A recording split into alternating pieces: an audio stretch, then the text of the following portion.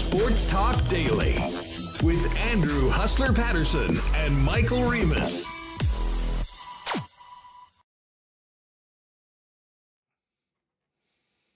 What is up, everyone? Welcome to a home opener edition of Winnipeg Sports Talk. That's right, the wait is over. We're back at Princess Auto Stadium tonight.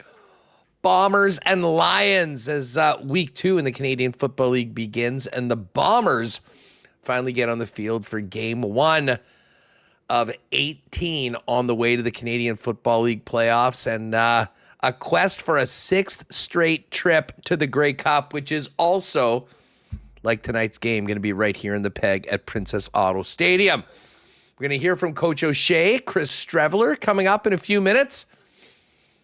And Farhan Lalji knows the British Columbia Lions as well as any. Farhan's going to jump on to talk a little CFL with us ahead of kickoff tonight down on the south side of the city. Of course, Game 4, the Cup Final, goes tonight. Brandon Rewucki's going to jump on with us. We will hit the Cup, Game 4, as well as some of the top stories in and around the offseason. We're also going to have former NHL Stanley Cup winning general manager Neil Smith talk about the Cup Final, as well as some of the big stories in and around the offseason of the National Hockey League coming up on today's program. We will also hit the cool bet line, some big line movement over the last few days in the Canadian Football League, including this game tonight between the Bombers and Lions, which we'll touch on. So it is going to be a very busy show, and looking forward to it. One other thing tonight that all Jet fans are going to be paying attention to: it is the expected coronation in just a few hours of one Connor Hellebuyck for not only his 3rd Vezina trophy, but also the first Hart Trophy NHL MVP award in the history of the Winnipeg Jets.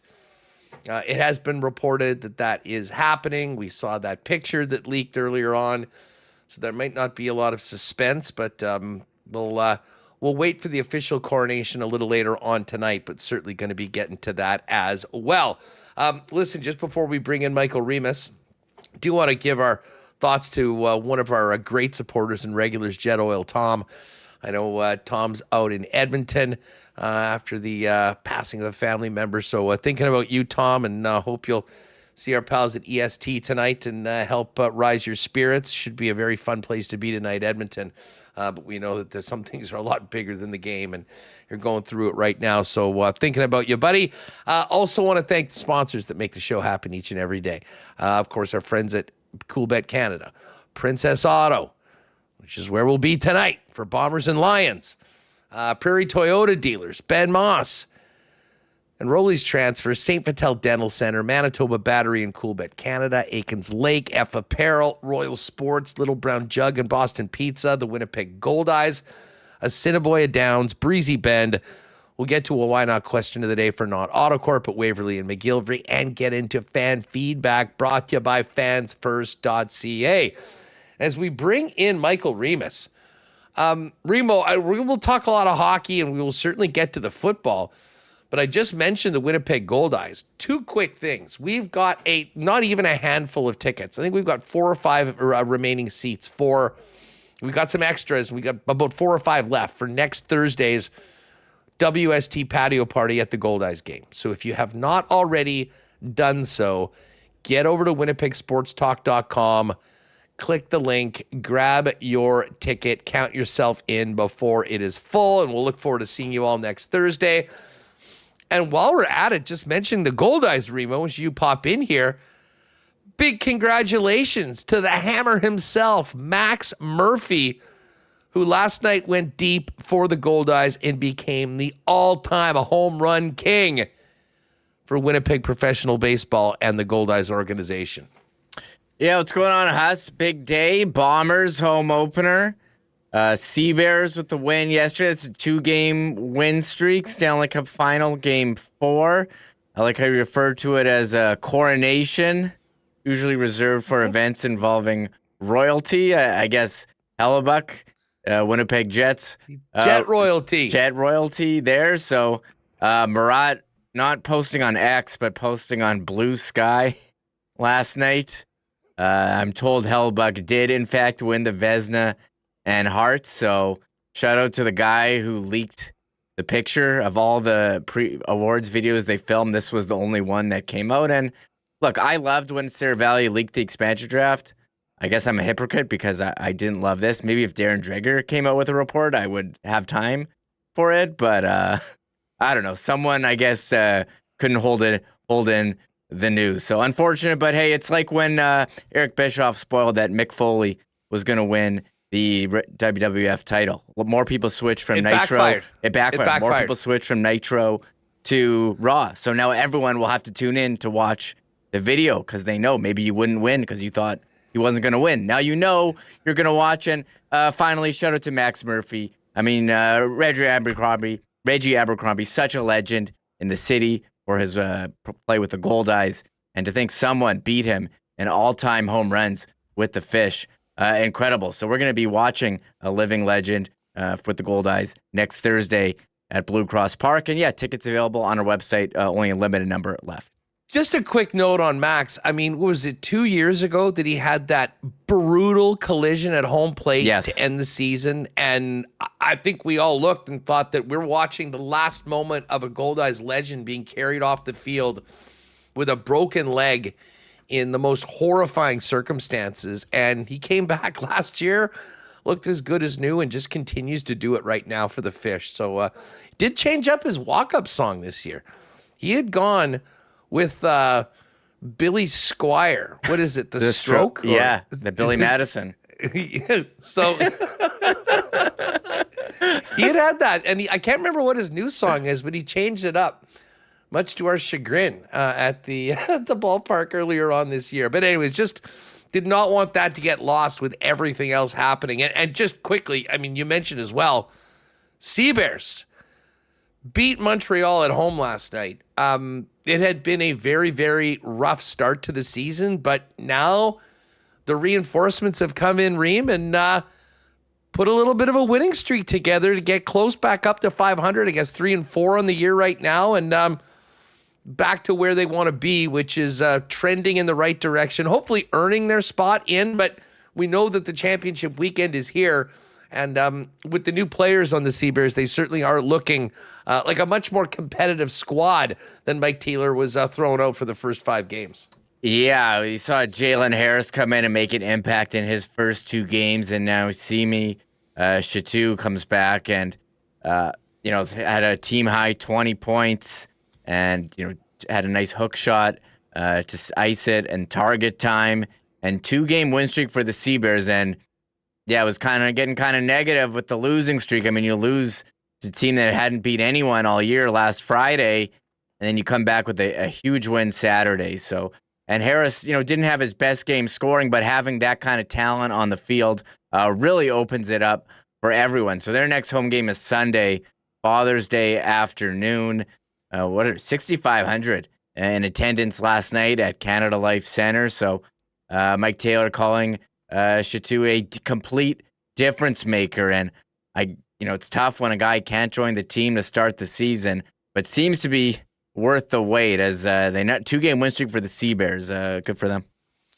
Yeah, so I mean, there's so much to get on in the local scene, and we've got big Jets news coming tonight. We got the Bomber home opener, a historic milestone for the Goldeyes. Seabears win last night, and you know what? Speaking of this, and I'm sure we'll touch on this, Remo, when we talk to Brandon a little bit later on.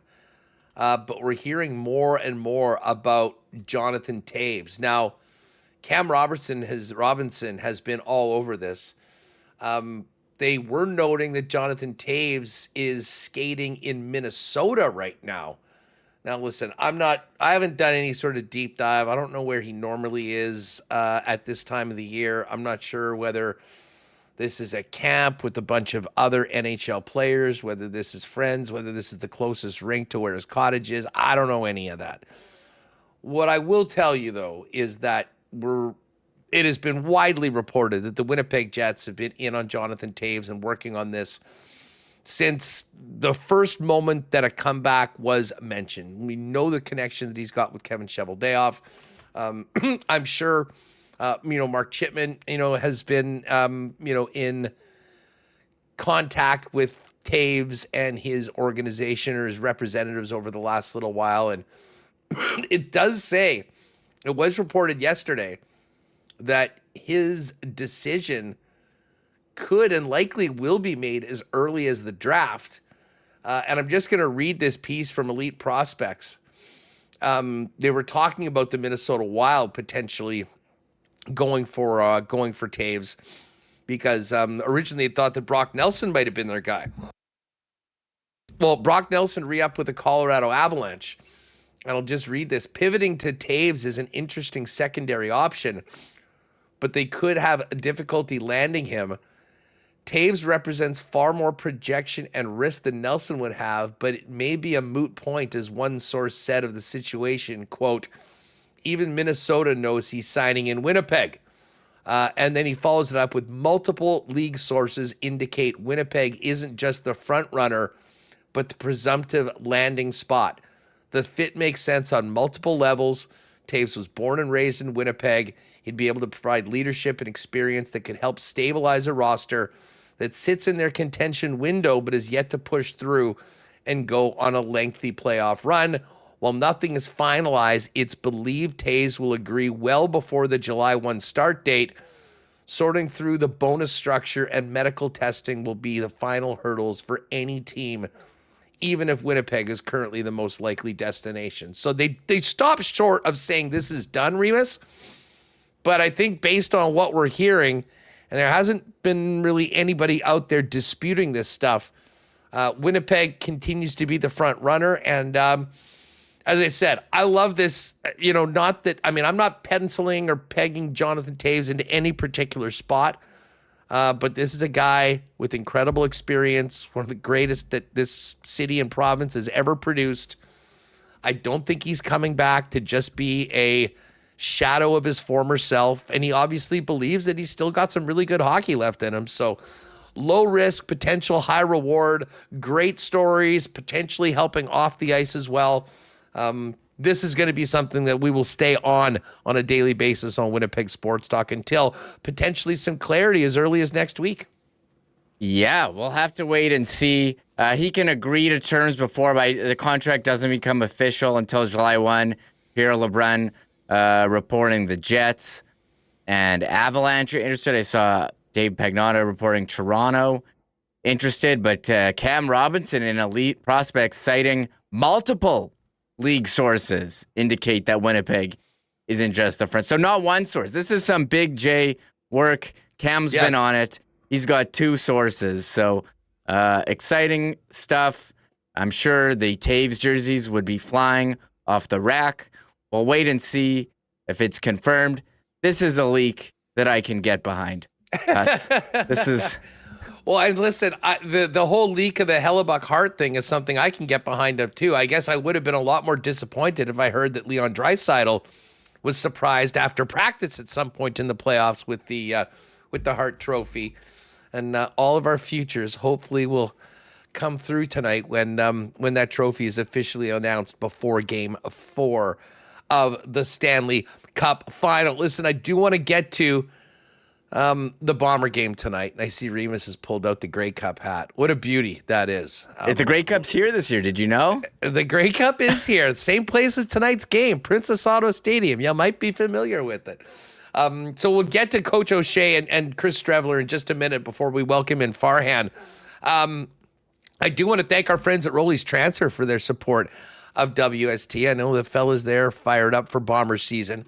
If you got a move coming up in the next few months, get your planning ready. Start packing up and holler at our friends at Rolly's to help you out. They are family owned and operated for over 60 years in Winnipeg and the most trusted name in the moving game. Head on over to their website at rollies.com. Click on request an estimate.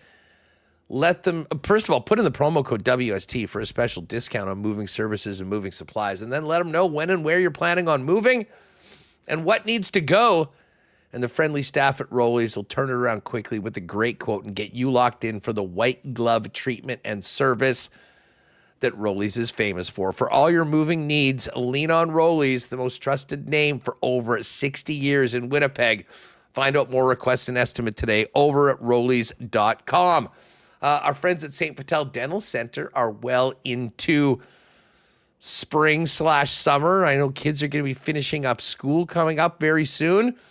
You don't have to worry about dental appointments throughout the July and August. Get those done now and get on down to St. Patel Dental Center. Of course, they've been serving generations of Winnipeggers with clients as young as 6+ months, just getting their first teeth, all the way to 99 plus. They do everything from checkups, cleanings, fillings, all the way to more intricate procedures like dental implants. You can find out all about the incredible services St. Patel Dental Center has online at stpateldental.ca.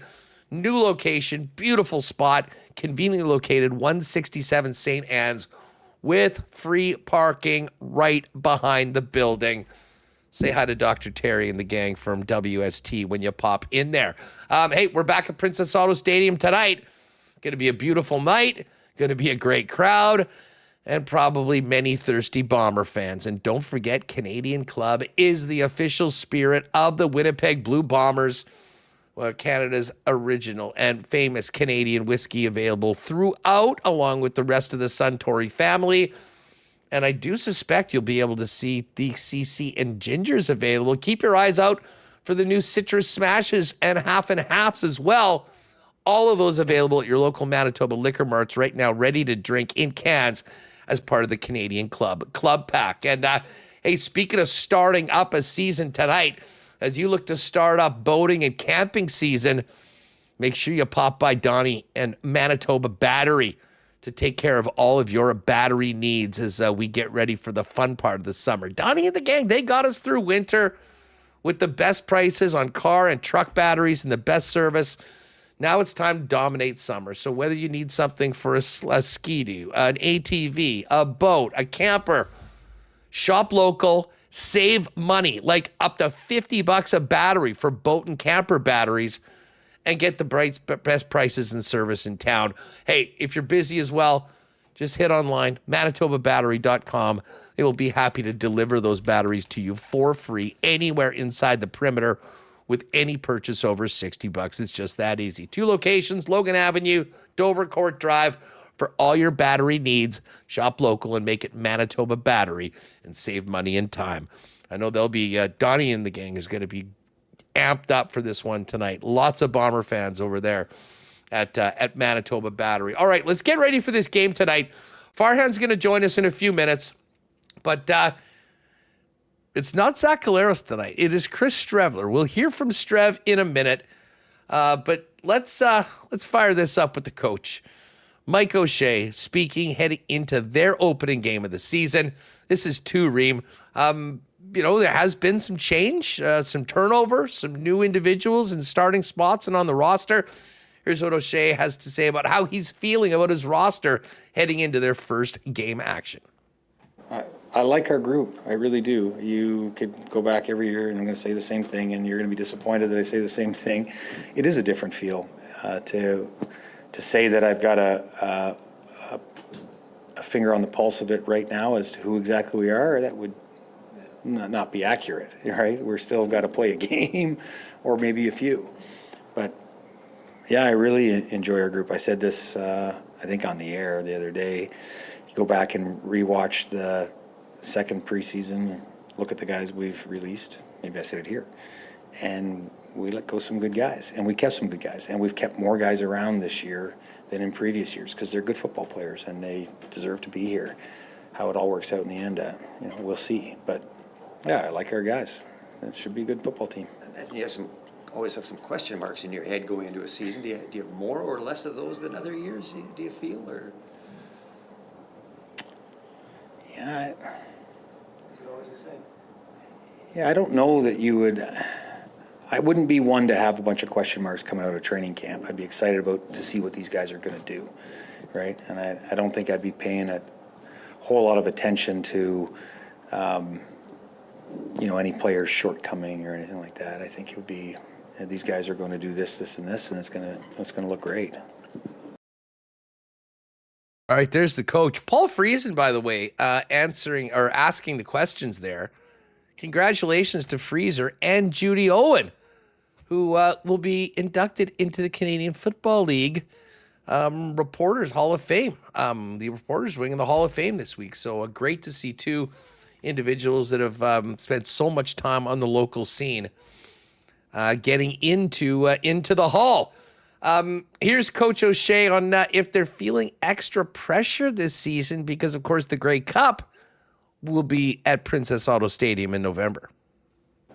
The same way we've been talking about it for over a decade, and we're focused on right now. I mean, if you're going to worry about the Grey Cup, that's a hell of a long stretch to be wired for, right? I don't know that you could sustain that,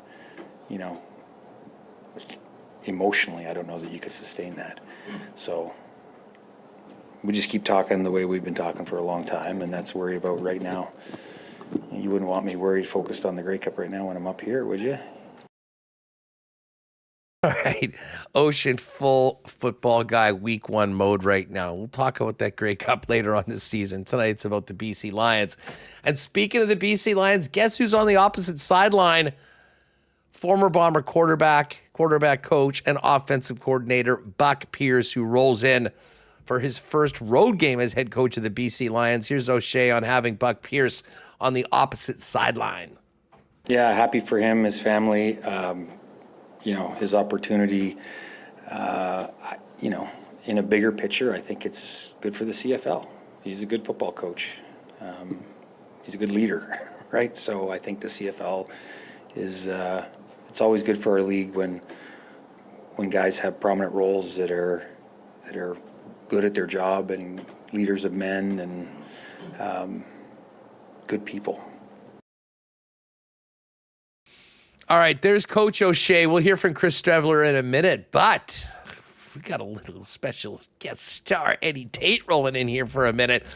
Just before we bring Ed in, this segment brought to you by your Prairie Toyota dealers, who will want to remind you to get in and go with the Toyota Tundra.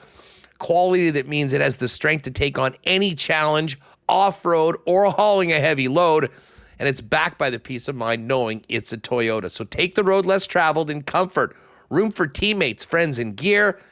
We talk about how good this truck looks as well. Anywhere it goes, the Toyota Tundra is turning heads. From $154 weekly for 60 months at 5.39% APR with $71.99 down, hybrid options are available. Live from Princess Auto Stadium, where the Bombers take on the BC Lions tonight. Let's welcome in Ed Tait from BlueBombers.com. Eddie, you ready for some football tonight or what? Let's go, Huss. It's time to rock and roll. Move the chains, put the ball in the end zone, as Matt Dunnigan used to always say. Yeah, it's listen, we haven't dealt with the week one bye. I can't remember when. A very different way to start the season, Eddie. What's it been like for the last week with everyone else in the league playing and the Bombers sort of just getting ready to get to that start line? Yeah, I think the last time the Bombers had a week one bye was 2017, and for the life of me, I can't even remember that. I thought it was way before that. So, they always spin things positively around here, right? I mean, if it's raining, it's perfect. If it's a blizzard, it's perfect. So nobody's grumbling too much about having a week one bye. They got a couple, 2 or 3 practices in last week, and when you're coming off training camp and you have as many changes as they have, that's not a bad thing. So that's the party line around here, is that it's been an extra week at training camp after you picked your team, so there's not as many bodies around. And I think it's been good for Chris Streveler too, because, as a number 2 quarterback, he doesn't get to work with the number 1 O-line and the receivers a lot, and it's been good for him to be practicing with that group. I'm pretty excited about tonight, Huss. I've seen some things in practice. I'm not going to let out any state secrets here, but I like what they're potentially going to do on both sides of the ball to give a couple different wrinkles, and it should be fun to watch because the chess match part is always cool. Yeah, and listen, you bring in a new OC as well that kind of in a strange scenario is starting with the number 2 quarterback in week 1 before knowing that number 1 will be back for game number 2. So we really don't have a big book on this Bomber offense yet. When I look at this matchup, Eddie, I kind of think of Brady Oliveira. I think of running the football. And to be honest, especially seeing the way Nathan Rourke and the BC offense started off, to me, the path to victory for the Winnipeg Blue Bombers is keeping the football, winning time of possession, moving the chains, and limiting the opportunities for Nathan Rourke to drive the field, and potentially, if he's going to do that, win the field position battle and make him start deep in his own end. And to that, I think, unlike last year where Brady, was sort of iffy early in the season, didn't practice a lot, I wouldn't be surprised if the MOP makes a statement right out of the gate that Zach may be out for a week, but Brady Oliveira and the Bomber offensive line will be in attendance and reminding everyone what they're capable of. Yeah, you're right, Huss. You make a good point about we're not sure about what to expect from this offense with Jason Hogan, now the offensive coordinator, replacing Buck Pierce. But I thought that Jason Hogan kind of gave a bit of a sneak peek earlier in the week when he basically said, people were talking about the matchups and the chess match, which I just alluded to. And he said, sometimes we can overcomplicate things, right? Football is football. And I think you're onto something here, Huss. I think the path to victory for the Bombers tonight is to get back and get down and dirty the way they've won in the past in the November in the playoffs. And that's just to control a line of scrimmage and pound the football. I wouldn't be the least bit surprised if between Brady and Chris Streveler and some of the other wrinkles they might have that they don't run the ball 30 times tonight. I just think that's the way to get it done. And it's worked in the past, even with Zach Collaros at quarterback for this team. And so that's the thing that I'm interested in. And then to your point about Rourke, he looked really good in that win over Edmonton last week. But on the other hand, and I know you guys were talking about it on CFL 110 the other day with Jeff Hamilton, the Bombers have had really good success against Nathan Rourke in the past. And I think we saw last year, Jordan Younger, the defensive coordinator, has always got some neat little surprises up his sleeve. And I think there's going to be some formations that maybe Nathan Rourke hasn't seen before. And that's one way to keep a guy from getting into his rhythm.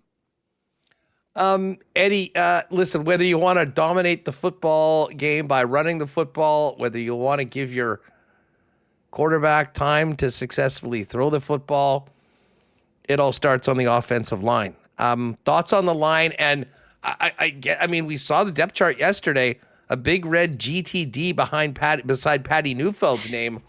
The hope, I guess we'll have to wait till game time to see whether he will be good to go tonight. But just a quick thought on the challenge for that line and the contingency plan if Patty is not good to go tonight in the opener.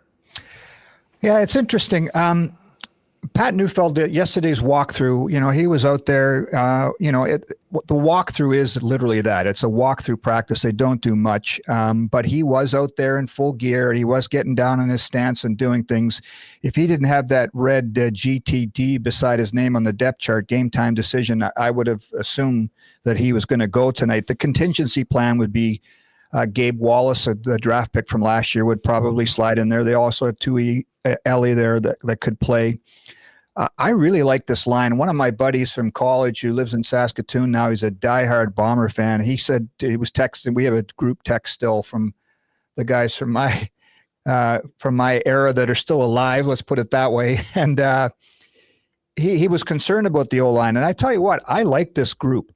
Mika Vanterpool is a beast. And so him sliding in at left guard where Liam Dobson was, that's really interesting. I think that, the three Americans up front gives this team maybe that edge again that they want at the line of scrimmage. Stanley Bryant's still dominant. Kendall Randolph, we saw the flashes last year. He's really solid at right tackle. And then Chris Kolinkowski's solid. And to your point, if Neufeld can't go, it'll be Gabe Wallace. But in talking to Brady Oliveira yesterday, and his opinion matters the most probably, he likes the potential of this group too. Like, this is the first game of the year, so they got to get, their growing pains out of the way too. But I think this group could be really good by year end. Eddie, let's turn it over on the defensive side of the football. A lot of returning guys. I was really interested. We spoke some time yesterday speaking about the starting corners in, maybe new faces to a lot of Bomber fans, but not to the organization. I mean, second-year players coming in after sort of cutting their teeth in the league last season, now, being promoted, if you will, to prime time. And man, what a challenge right out of the gate with this high-octane BC offense. Yeah, I was talking to Marquise Bridges. He's the corner that will replace Terrell Ford at the one corner spot opposite Terrell Bonds. I was talking to him yesterday, and I love this from cornerbacks, right? You got to have this fearlessness there, and he's sort of saying, bring it on. And I said, man, they're going to be looking at you, right? They're going to have your name circled on the depth chart, and they're hungry and you're slathered in barbecue sauce, right? So that's where they're going to go, right at you there. And he says, bring it on. And I like that. You got to have that kind of approach from a cornerback, especially. The interior with Dietrich Nichols and Evan Holm is really solid. Reddick Cranberry's a great dime. Jamal Parker's interesting at safety. Jordan Younger loves him, and that's partly why he's starting there, because the guy is really intelligent. He's played all over the secondary, so it's not easy to replace a Brandon Alexander in terms of the communication, but he's athletic. He's really smart. There's, again, I said the same thing about the O-line. There's potential with this group to be really good, I think. But you're right, the challenge against Nathan Rourke and company is going to be pretty interesting. So what will be interesting to see too, Huss, is what happens in front of those guys, because we saw so much last year with this defense that was ranked number one that they only rushed 3 a lot most of the year, right? I think we're going to see some changes with that, because when James Vaughters is opposite Willie Jefferson, and when Devin Adams has had such a good training camp, Cam Lawson is back. I mean, if you only rush 3, you're taking a pretty good player off the field there. I could see a lot more 4-man fronts against Nathan Rourke too. So again, the chess match part of tonight's going to be interesting, because we're going to see what that might lead to in the weeks ahead too with this group.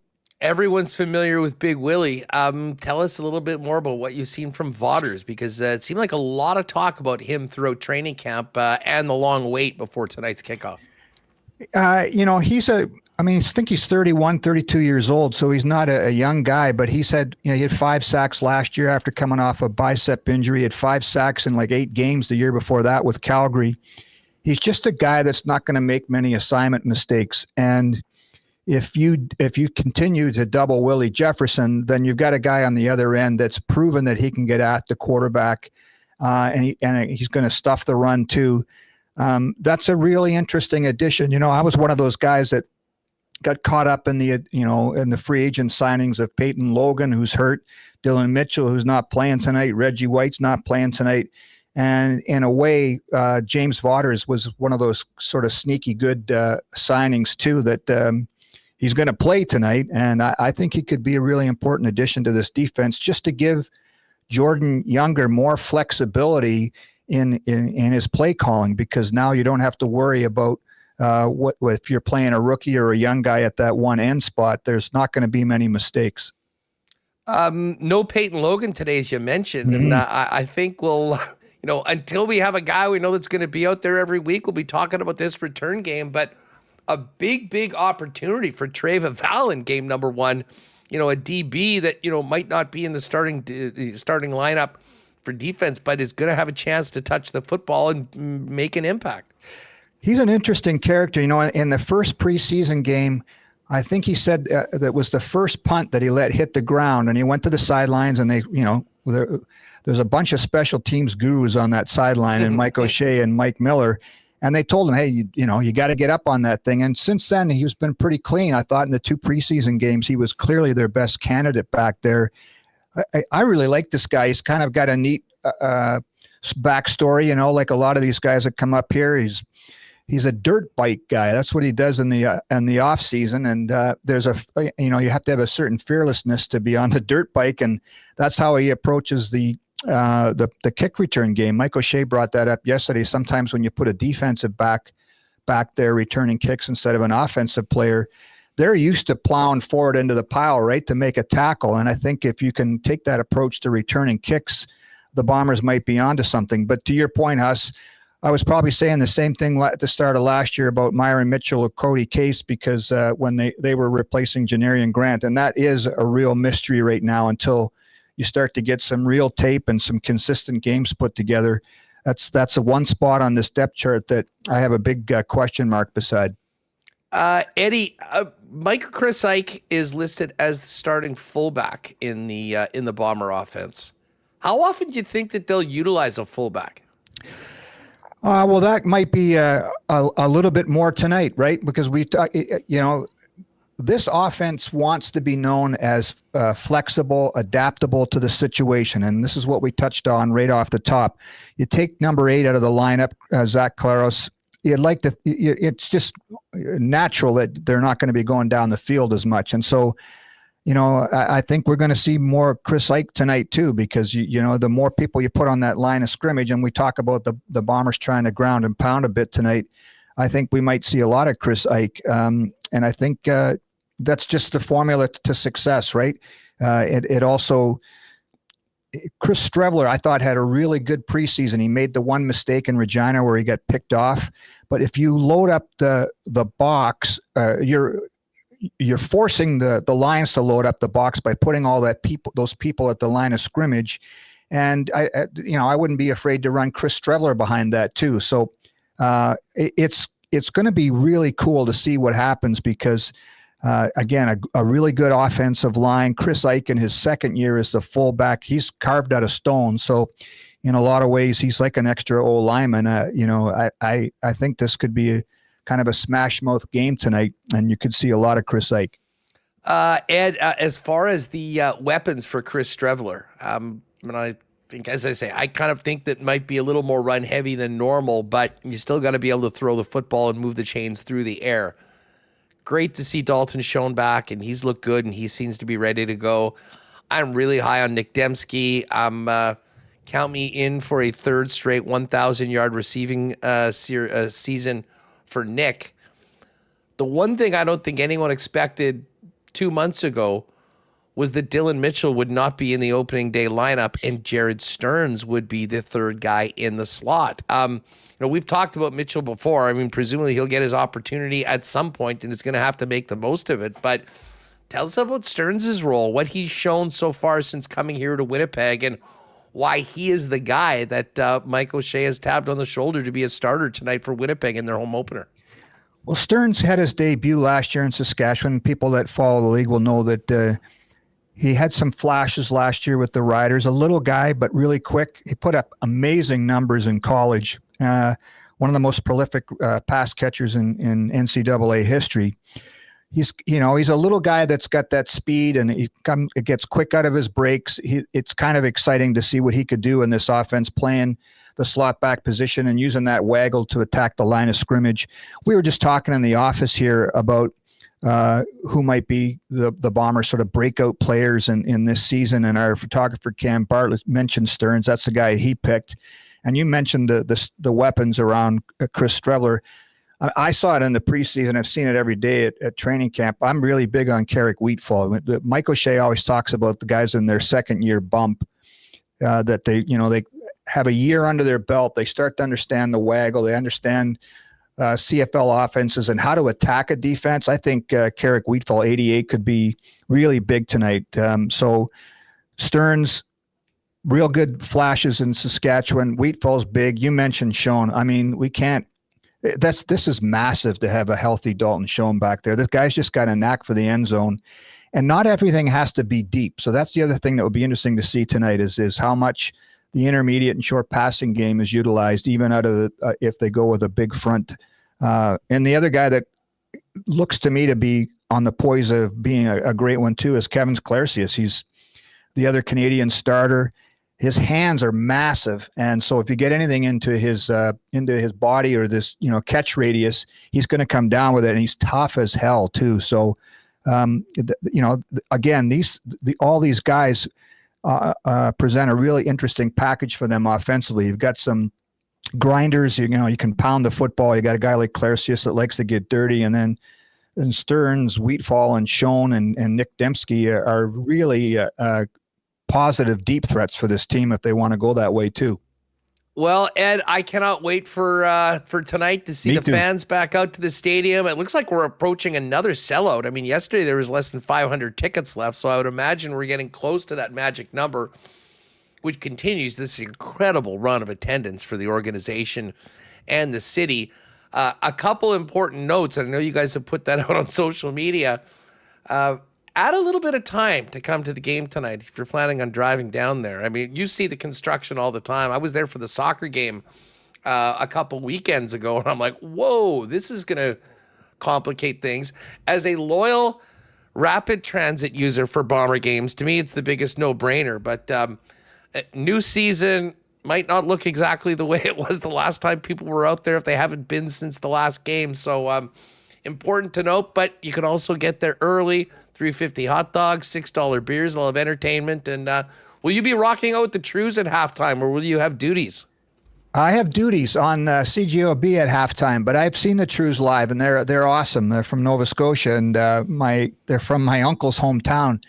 Some of them are Antigonish, Nova Scotia. So, back to the traffic thing. When has University Crescent not been chewed up, right? That's been my whole lifetime. So, give yourself some time to get here. Take the bus, like you said. Bring the bike valet is a big popular thing here too. Just give yourself some time. It's going to be rocking again tonight. I think we've had 6 straight sellouts, so this might be the 6th one going back to last year. So let's add a number to that and keep this thing rolling, because summertime football in this town is absolutely epic, and maybe the Bombers can deliver with a good performance tonight too. Yeah, well, listen, the stands are going to be packed. We've got a beautiful night. Productivity in the city on Friday might be a little less than 100%, but that's because the Bombers are back. Cannot wait for it. Ed, appreciate you as always. Fill people in on the full content coming pre and post game at bluebombers.com that you and your team do such a great job of. Well, we got tons of stories on the site. Scott Flagle goes into the Hall of Fame today, Canadian Football Hall of Fame. There's a story up on that, a bunch of preview stuff. Our content team is second to none, in my opinion, and we've got our new Boyd Auto Body and Glass post-game wrap now, instead of the 3 keys of the game that we do right after the game too, that will have some highlights and some thoughts from me on what we see tonight. So we'll just keep rocking and churning it out on the content side, that's for sure.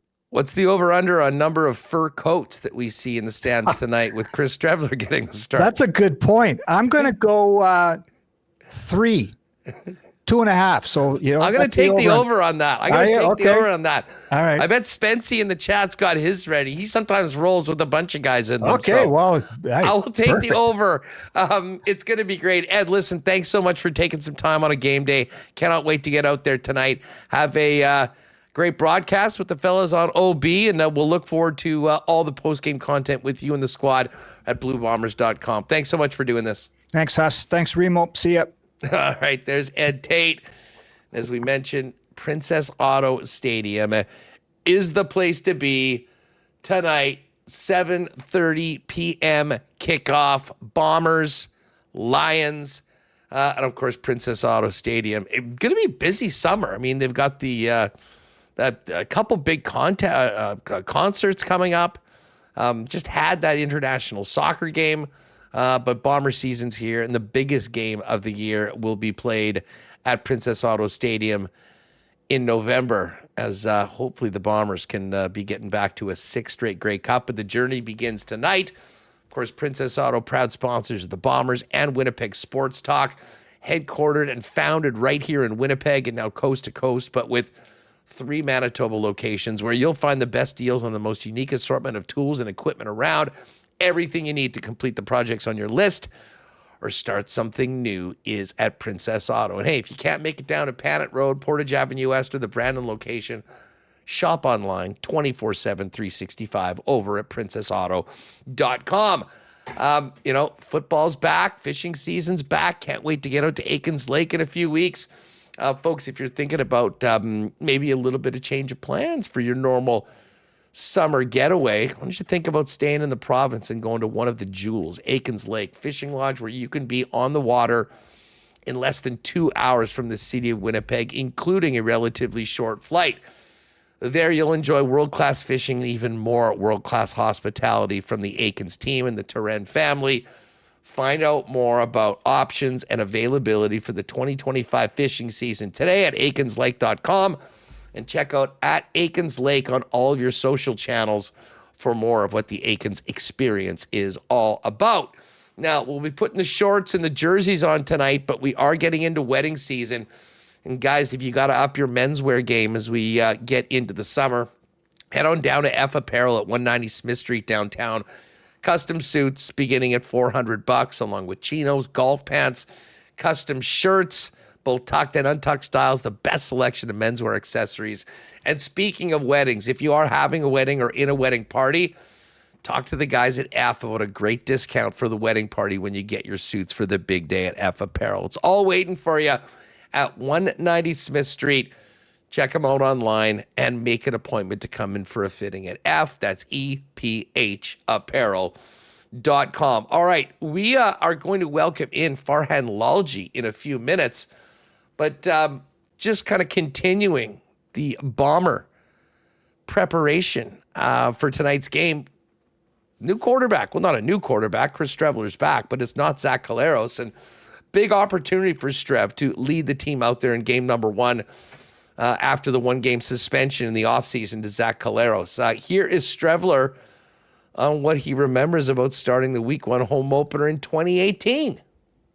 Obviously just getting asked that question, been thinking back on that time a lot and just how much, I've changed as a person and a player and how much I've grown throughout this journey of being here, going south, being back here, and, all those experiences, all those great times, all those adversities, they've made me who I am today. They made me a much stronger person, a much more resilient football player, and I think a much smarter football player too. So, I'm just excited for this opportunity. I'm thankful for this opportunity. And, I've talked about it a lot this week, but really any opportunity to play this game of football is something I'm thankful for. Now, just great to see Strev. He obviously, he's going to bring the energy, but I think there were some questions as to whether he'd be ready to go at this point after that brutal injury that he suffered that ended his season last year. Here's Streveler on just how he's feeling after the knee injury ended his 2024 campaign. Yeah, I think I'm not really thinking about that anymore. I'm more just thankful for this opportunity. In terms of my health and where I'm at, I'm good to go. And I proved that to myself throughout the preseason and camp. I didn't miss a practice. That's something that I'm proud of. This was not a guarantee that I'd be ready to go, but a lot of hard work, by myself and all the people around me supported me through some tough times. And to be here, standing in front of you guys, about to play a football game tomorrow, it's really something that I'm thankful for. Man, it's just, again, something I just do not take for granted, especially at this point in my career, getting the opportunity to start a football game, something I take very seriously. All right, there's the Bomber starter for game number one, Chris Streveler, on just where he's at right now after that knee injury. Of course, there's a lot of preparation that goes into a start, and, the good thing for Strev is he's got Zach Collaros, pretty guy to lean on in the QB room in the huddle. Here's Streveler on how Zach's helped him out this week preparing for BC. I can't say enough about him as a leader for our team and just a person, a friend of mine, right, at this point. Any question I have, he's willing to help with an answer and help me sort through anything, right, like coming up with game plans and kind of thinking through ideas, man. He's such a great resource to have. At the same time, he does a great job of giving me my space to be myself and be, we have different styles of leadership, right? And so when I'm out there, he allows me that opportunity to be myself, and in the locker room allows me that opportunity to be myself, while also just being such a great resource for myself and other dudes on the team. So I just can't say enough about him as a leader, a person, and obviously I respect the heck out of him as a player as well. So I'm just really thankful to have him in that room, helping myself and us as a team. All right, one more from Chris Streveler. Here he is on the receivers. It'll be catching the passes in game one of the season tonight. Yeah, I think we got a lot of talent out there, man, and we got some younger guys, some new faces, but I love what we did in camp. And obviously, knowing that I was going to be playing in this game leading up to the week allowed me to get some reps in practice with those guys, which as a backup quarterback, that's not something you always get. So I think I have a good feel for those guys, what they like to do, what some of their strengths are, and I think we have a good game plan to put those guys in good positions to be successful. Chris Streveler, he'll be leading the Bombers out of the tunnel tonight and leading their offense in their home opener. Bombers, the final team in the Canadian Football League to finally hit the 110-yard field tonight, 7:30 p.m. at Princess Auto Stadium. Now, to talk a little more Bombers, and of course the Lions, the team he covers the most closely, our pal Farhan Lalji joins us. And as we bring in Farhan, this segment is brought to you by Ben Moss. Ben Moss, proudly Canadian owned and operated with history dating back more than 100 years. 3 locations right here in the Peg: Polo Park Shopping Center, St. Vital Center, and Kildonan Place. Committed to customer satisfaction, check out a large selection of Canadian mined diamonds, lab-grown diamonds, and mined diamonds available with payment plans to suit your need. For more information, check out benmoss.com. Ben Moss, shine bright. Let's bring in Farhan Lalji on WST. Farhan, what's going on? It's great to have you back on WST. Thanks, Huss. Should be a fun start to the CFL season. Week 1 was good. Let's see what week 2 has in store for us, because I know that you and I'll be watching football. We're not going to be watching, that other sport with Game 4 that people seem to be interested in. We may have, I'll be honest, the phone will be getting some action from the building, but I'm not missing the home opener, especially a matchup between these two teams. And listen, there's a little bit more to it. I think certainly from the visitors' side, this is Buck Pierce's return to Winnipeg as the head coach of the BC Lions. Before we get to the matchups, tell us about training camp, week 1. How has the start of the Buck era gone with the Lions? Yeah, look, I'll be transparent here. I didn't go to training camp because they're 4 hours away in Kamloops. And, the Canucks, even in the offseason, never provide a lack of drama. So I was down here a bit more than being in camp. But talking to players and other people around the team that I know well, people were really impressed with Buck. And I think there was some doubt. And we need a longer sample size to provide judgment here, but I think a lot of people felt that Buck wasn't necessarily that personality that could necessarily lead from the front of the room and have that level of emotion and be as demanding as a head coach is expected to do. But so far the early returns have been good. Talking to players, they like his approach, they like his attitude. He's been consistent with his messaging, and there's going to be steps along the way, right? I mean, it's great when you win and play that way, and I'm impressed with how well BC was prepared for Game 1. But then what happens after you lose a game? What happens when you've got to deal with some discipline with a certain player, and when there's some controversy? And those are the things that are ultimately going to define any coach's tenure in any market. But the early returns on Buck have been very good. It was great to see Buck get that first win, and they did it against an Edmonton team that I think has a lot of work to do as well. But let's face it, when we talk about the BC Lions this year, we talk about Nathan Rourke, who, you followed his career since, since he was playing in college. But last year was a bit of a step back for both the quarterback and the team, Farhan.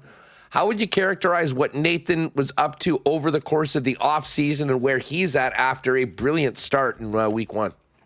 Yeah, when you go back to last season, I think for those of us, myself included, who expected him to blow up, they played Winnipeg that first game, and I didn't expect him to do well against Winnipeg, but I figured by week 3 we were going to see 2022 Nathan Rourke. And I think in hindsight, we don't give enough respect to the rest of the league, right, and how good others are. But Nathan had some interesting things to say when I talked to him before week 1, and he said that when he was in the NFL, he always felt like every pass and every practice was his last, or could be his last. And there was a pressure and a stress that came with that. And he said, when I came back to BC last year, I kind of felt the same way.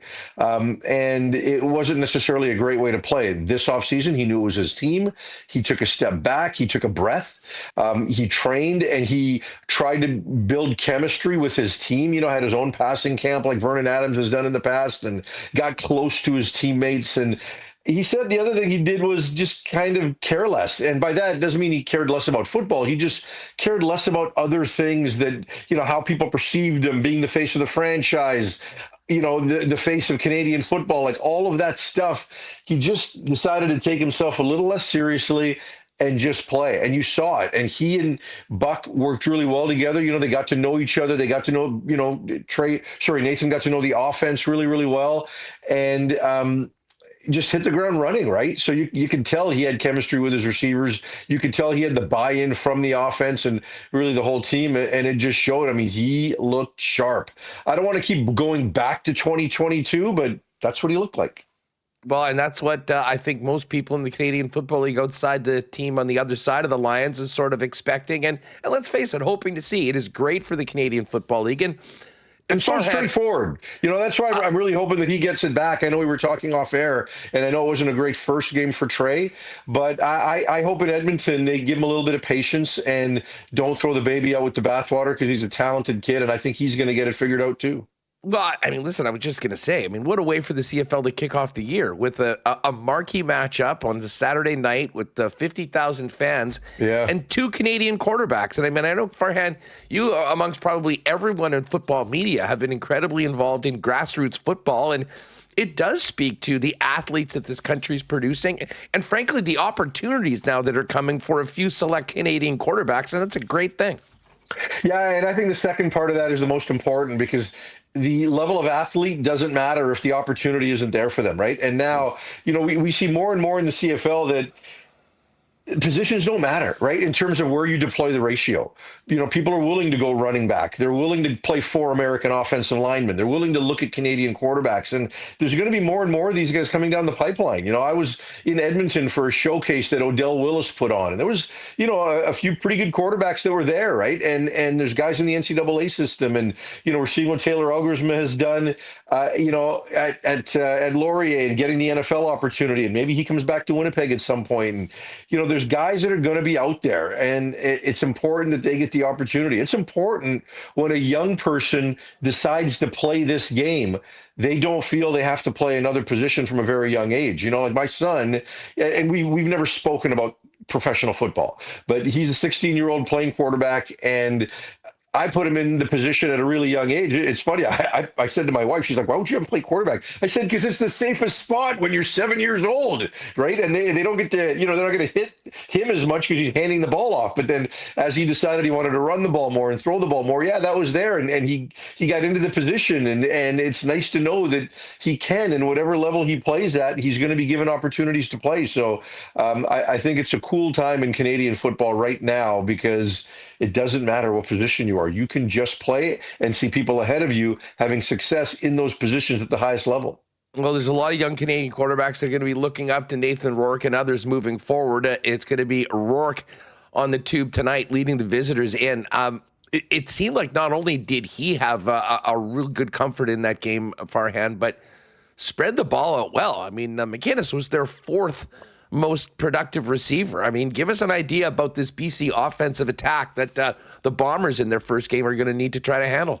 Yeah, one of the questions I had coming into the season for the Lions, people always talk about line play, right? And BC's O-line needed to improve and their D-line needed to get better. But I was worried about receiver and DB, to be quite honest, because I felt with the receiving core, okay, McInnes was great. I felt Hatcher was going to be back to full health. I don't think we ever saw that last year. And I've always felt Javon Cotoy's a really good player, just underutilized. And I thought Buck would utilize him more, and he did. But I didn't feel that was enough. They needed a 4 and a 5. So the fact that Stanley Berryhill could take that next step and really, put himself into that conversation with his performance last week was a really, really good thing. And when you saw Nathan in 22, one of the things you saw about him was everybody got touches. It just depended on the game and what the defensive game plan looked like. It was a different guy all the time, and you saw that last week, right? I mean, 4 receivers all got meaningful targets in key situations, and James Butler was good, both as a ball carrier in protection and out of the backfield the odd time when they needed him there too. So when you can do that and you can be that balanced, it's pretty good for any offense. And Nathan's going to find you. He's not going to get locked in on one guy. I mean, even after Cotoy dropped that one pass in the second quarter in the end zone, he went back to him 3 more times pretty quickly, right? And that's what you want to see if you're a receiver. And so I think that was a really good thing. And I thought the offensive line also held up because I still believe, and I know Winnipeg people might get offended, I think on paper that Edmonton front 6 is the best in the league, right? When you look at the defensive linemen they brought over from Toronto, I think Jake Serezna is just outstanding. And then they've got the 2 best linebackers, or the best linebacker tandem in the league, in my opinion. So the fact that BC was able to get through that part of the game and run the ball and protect the passer effectively, I thought spoke volumes for them. Farhan Lalji is with us, head of the Bomber Lion home opener tonight at Princess Auto Stadium. Now, the Bombers, of course, the last team to take the field. The other 8 played in week 1, so we don't have the tape. But Farhan, coming into the season, it's been an incredible run. I mean, despite the disappointment of the championship game, this team has won the West for 5 straight years. We're starting to see some more turnover on the roster. From outside the market, what were your expectations for the Bombers this year? And just, maybe some new perceived parity more so than previous years in the West?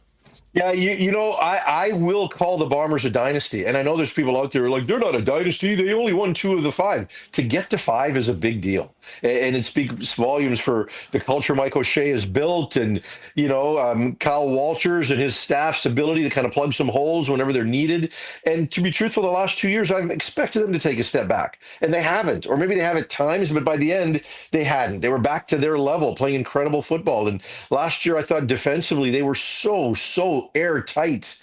It was really impressive to watch, right? And there's change this year. You lose players like Kenny Lawler and Drew Wolodarski, but they've also had Lawler out for big chunks of the last 3 seasons, and they've done just fine. And then you get Dalton Schoen back in the lineup, and he and Zach Caleros have such chemistry. And watching Zach throw the corner route to Dalton Schoen, it's like Ricky Ray throwing the corner ball, right? Like it's such a thing of beauty. And Zach's not going to play this week, but I think he having shown there is going to be really good for that offense. And defensively, they've still got a lot of continuity. Adam Big Hill is gone, but Big Hill missed most of last season. Terrell Ford is gone, and I think Terrell is really, really good and looked good against BC. But they'll have an import that can go in there and play and do some things. So. I just don't think they're going to until they take a step back over an 18-game season. I'm just not willing to give in. Last year, Winnipeg, we thought they were dead and buried through 7 weeks, and then look at them after that, right? So this group always finds a way, and they will again. And as long as Zach Caleros is the quarterback, this group's always going to find a way. Well, it's funny you bring that up because they're going to have to find a way without Zach Caleros tonight. He's got dinged for the 1 game, and it's going to be Chris Streveler. And I think which was just can I just say for the record, please. Dumb call decision to suspend. Like I generally like what the league does more than other people do, but that was just a bad call. You'll get a lot of love in Winnipeg for that take, Farhan. I'll tell you that. Listen, they got to find a way without their QB1 tonight. And the Bombers traditionally, when Chris Streveler is in, listen, they always run the football. That has been the bread and butter. But, you don't quite have that same lethal passing attack, or at least that is the perception. Tell us about the BC defense and how that unit might change things a little bit to take on a run-heavy offense of a Bomber team that I think is going to look to hold the ball, move the chains, and limit Nathan Rourke's opportunities for drives with the football. Yeah, to be honest, I think the thing that impressed me the most about the Lions last week was their run defense, right? Because, when you think of Edmonton last year, it wasn't necessarily about who was a quarterback. It was about Rankin and why am I drawing a brain cramp? Javon Leake, right? So to have those 2 guys in the backfield, and when Ford played, those 2 had double the rushing yards per carry average than they did when he wasn't in the game, right? So I thought we were going to see a run-heavy offense last week. Now, certainly, Chris Streveler provides a different challenge because of his physical presence than a guy like Trey Ford does, and there's more designed quarterback runs than there will be for Edmonton, right? Because you don't want a guy like Ford to take a beating like that over 18 games. You want his rushing yards to be organic, whereas Winnipeg will be deliberate with how Chris Streveler runs the football. But watching how BC defended the run, where their 2 running backs had 10 carries for 29 yards combined, that was the most impressive part of the entire defense for me. Matthew Betts had 6 tackles and a couple for loss, and he made great plays in the backfield against Edmonton's run game. And BC wasn't good against the run last year. So the fact that they were, and Matthew Betts has always had that as a question against him, that how are you going to hold up against the run? You're not committed to that. Well, I think he showed that, right? So I thought they were better against the run. So can they do that against Winnipeg? Winnipeg's got a better O-line. Like I said, they've got a more powerful quarterback running the ball, and Brady Oliveira is the MOP. So I think it's an entirely different challenge. So if you're Jason Hogan, that's what I want to see tonight, right? Like, how much different is that Winnipeg offense going to be with Jason Hogan calling his first game at this level, right? What's that going to look like? Because if when Zach Caleros is in the game, Zach's going to say, Jason, throw the damn ball, right?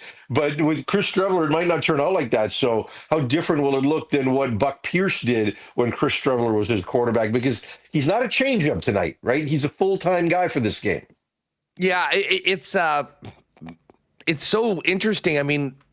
You maybe want to couch your, hot takes from one game because, of course, you're going in with a very different look and a very different skill set at the quarterback position, which means so much. I will say, when Zach Collaros had been in the preseason, he was obviously getting through to Jason because they were absolutely letting her rip. And something, Farhan, that I'm sure you'd agree, like in the past, one of the criticisms of Buck Pierce at times, especially if you consider a team that won their division 5 straight years, was that they did sometimes get a little conservative and they weren't airing it out as much as maybe some of the other teams have been. And that could be a change or a trend for the Winnipeg Blue Bombers this year.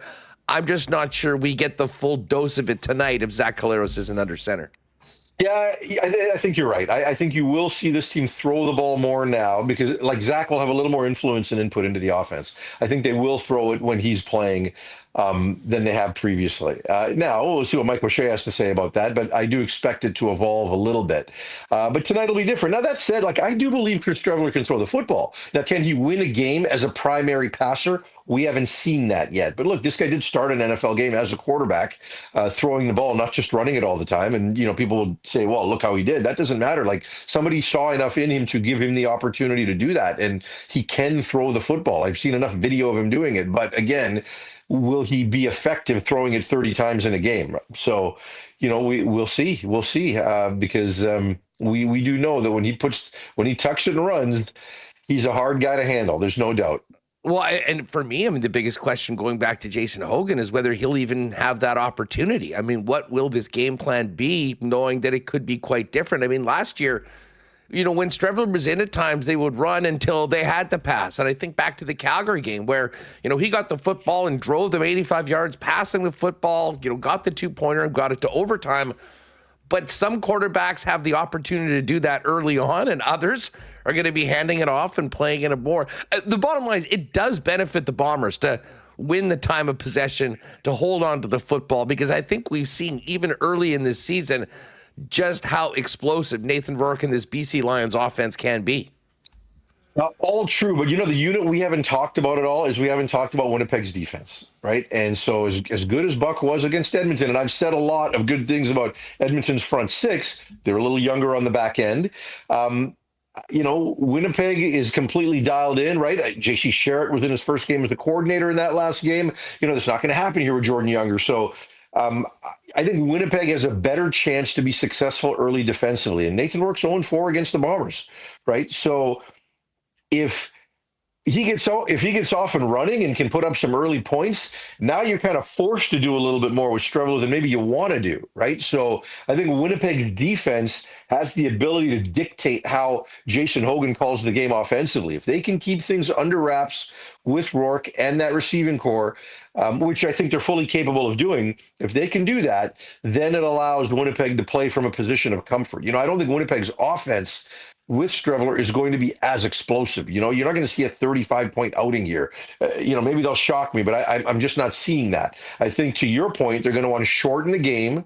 They're going to want to keep, limit possessions for BC, but Winnipeg's defense probably has the biggest say in terms of doing that. So if Winnipeg's D can do what they've always done against Rourke, it's going to make things a lot easier for Winnipeg's offense and Chris Streveler. We talk this 3-down game and always spend so much time on offense and defense and sometimes skip special teams, which even more in the NFL is such a huge part of the game, Farhan. Sergio Castillo's been unbelievable, reliable. The kicking game looks good. Peyton Logan's not available. Like, the return game is still a work in progress until someone steps up. From a special teams perspective, any takeaways or thoughts on how the Lions look coming in after their week 1 performance?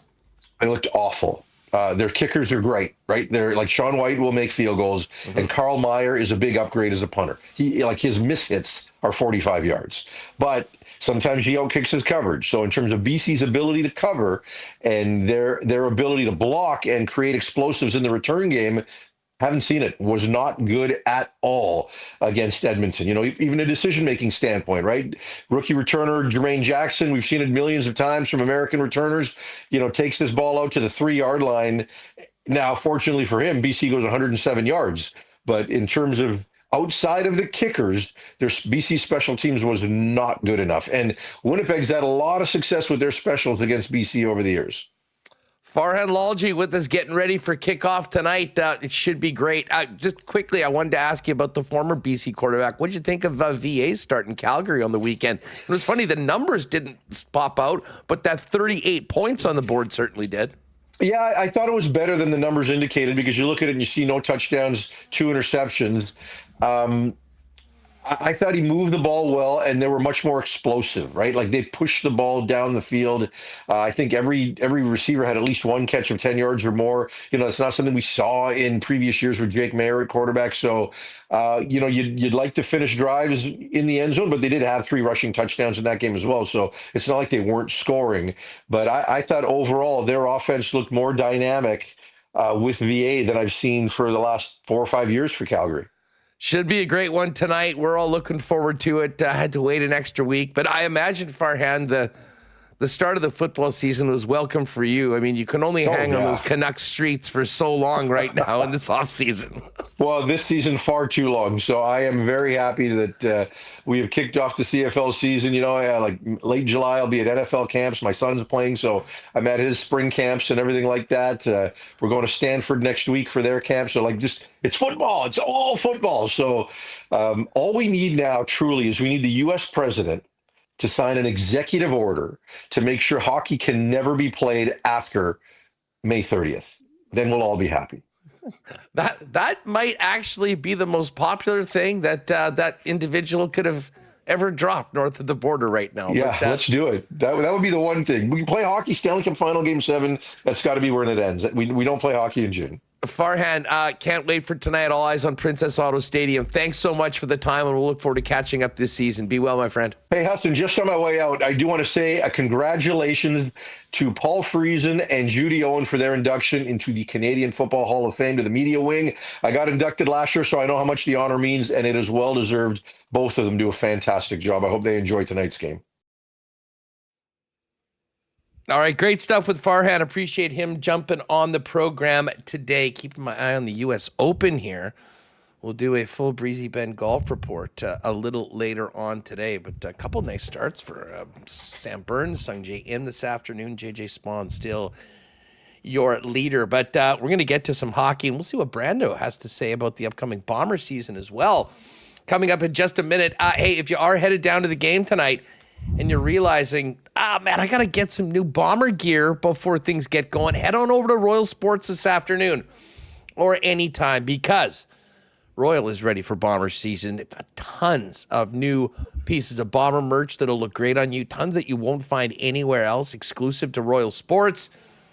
And in addition to everything you want for Bomber season, of course, summer and spring is here. Bikes, soccer, softball, baseball, tennis, running, and so many cool sunglasses, Yeti products in their massive Yeti section. It's all waiting for you at Royal Sports. So get down there, 750 Pembina Highway, and make sure to give them a follow on Instagram at Royal Sports Winnipeg, and stay tuned to Winnipeg Sports Talk for the latest details on the next world-famous Royal Sports tent sale. Hey, if you're stuck between watching the Bombers tonight and, of course, Game 4 of the Cup Final, head on down to your local Boston Pizza. Best of both worlds. Football, hockey, and, of course, the BP playoff menu. You can try that Canadian All-Star Poutine, the wing flights, which are back, including the Scoville Showdown for you crazies that love it hot, or there's 2 new pizzas, the Triple Pep and the Wingman, all waiting for you tonight on a big day at our local Boston Pizza sports bars. If you are staying at home, you can always get the great taste of BP, hot and fresh to your door by ordering online at bostonpizza.com. Brandon Rewucki's ready to go. First up, though, a big cheers to our friends at Winnipeg's favorite local brewery, Little Brown Jug. And day out, learning new techniques, approaching new concepts, and living out the thrill of achieving your goals. Building a craft beer is no different. While you spend your hours on the ice, we spend ours here, brewing our trademark beer. Again, and again. Here's to pushing the status quo and challenging ourselves to build something memorable. 1919 by Little Brown Jug. All right, let's bring in Brandon Rewucki to continue the conversation. B, what's going on? How are you? I'm doing good, boys. How's it going over there? Good. Fired up for tonight. I mean, like, it's been sort of a quiet couple days off in the Cup final. We had to wait till Thursday night, and now it's all happening this evening. I mean, we'll be kind of paying attention on the phones to the hockey game while heading out to Princess Auto Stadium tonight for the Blue Bomber home opener. Just before we dive into the NHL offseason and the Cup final, how are you feeling with the Bombers going into this season? It's just incredible to think that we were talking about an opportunity to play in a home Grey Cup, and that would make it 6 straight years representing the West. The bar has been raised very high for the Winnipeg Blue Bombers, and we finally get a chance to see the first version of them tonight. Yeah, it's funny because I said this last year, and I kind of got a bit of pushback on it, maybe delaying it to this season. So now we can finally say that this does feel like the last dance for this version and edition of the Winnipeg Blue Bombers. And yeah, they have the highest expectations possible. But that's a privilege to be in that kind of a situation, right? Where literally anything other than not making it to the Grey Cup, winning the Grey Cup is a failure, not a disappointment. It's a failure. But that's a fun time to be in, whether you're a part of the team or part of the fan base here. So taking the little guy for a walk this morning, I saw, I think, 8-9 different Bomber jerseys all around the East St. Paul area. So people are jacked up and ready to go. And I mean, the nice thing is, like, it's a pretty tough start to the season, not having Zach in the lineup up against a really good BC team. The nice thing is, they've shown they can weather the storm from a difficult start. So it's not a mandatory must-win type of a game tonight. But I mean, having said that, if you can almost kind of steal this one with your backup QB in, does set yourself up nicely to maybe only have to win 2 home playoff games to win the Grey Cup this year. Yeah, no doubt. I mean, that certainly is going to be the goal. Have the West go through Princess Auto Stadium once again and have the Bombers not have to get onto a plane to go to the Grey Cup. And it isn't, Farhan just mentioned, I mean, Nathan Rourke is 0-4 against the Bombers. He's torn up the rest of the league, has still not beaten Winnipeg, and the Blue Bomber defense is going to need to be locked in because, man, they looked very good so far through one game in the CFL season, albeit against the Edmonton Elks. Let's move on over to hockey. Cup final tonight. What are you expecting from Game 4? The first 2 games, maybe you can give your thoughts on the series so far. I mean, I can't remember 2 better Stanley Cup final games to begin the series, but things took a drastic turn in the favor of the Panthers in Game 3. The Oilers seem to get out a lot of frustration, the extra day off. I don't know about you. I'm expecting a much better version of the Oilers tonight. I still think this is destined for 7, but where are you at on all of it? Well, I think it's a must-win for Edmonton. I don't think we're seeing 7. I mean, yeah, they won 3 in a row last year against a Florida team. That's not happening this time around. So I think this is way, way, way more. This needs to be McDavid's last stand type of a game if Edmonton really wants to make this a series as we go further here. Yeah, and I mean, look, everybody watched Game 3. Edmonton, mentally, they weren't there right from the start of the puck, I thought. I mean, they had a 7-man, too many men on the ice penalty. Like, it's crap like that where it's just like, and I get it. Like, it's sometimes it's just you almost want it too bad in a sense where maybe you just mentally you're not in the right state of mind. Like, you're too amped up, you're too over eager to do something. But that was Edmonton's F game, and Florida feasted on them, and rightfully so. I mean, Edmonton's shown a pretty high propensity.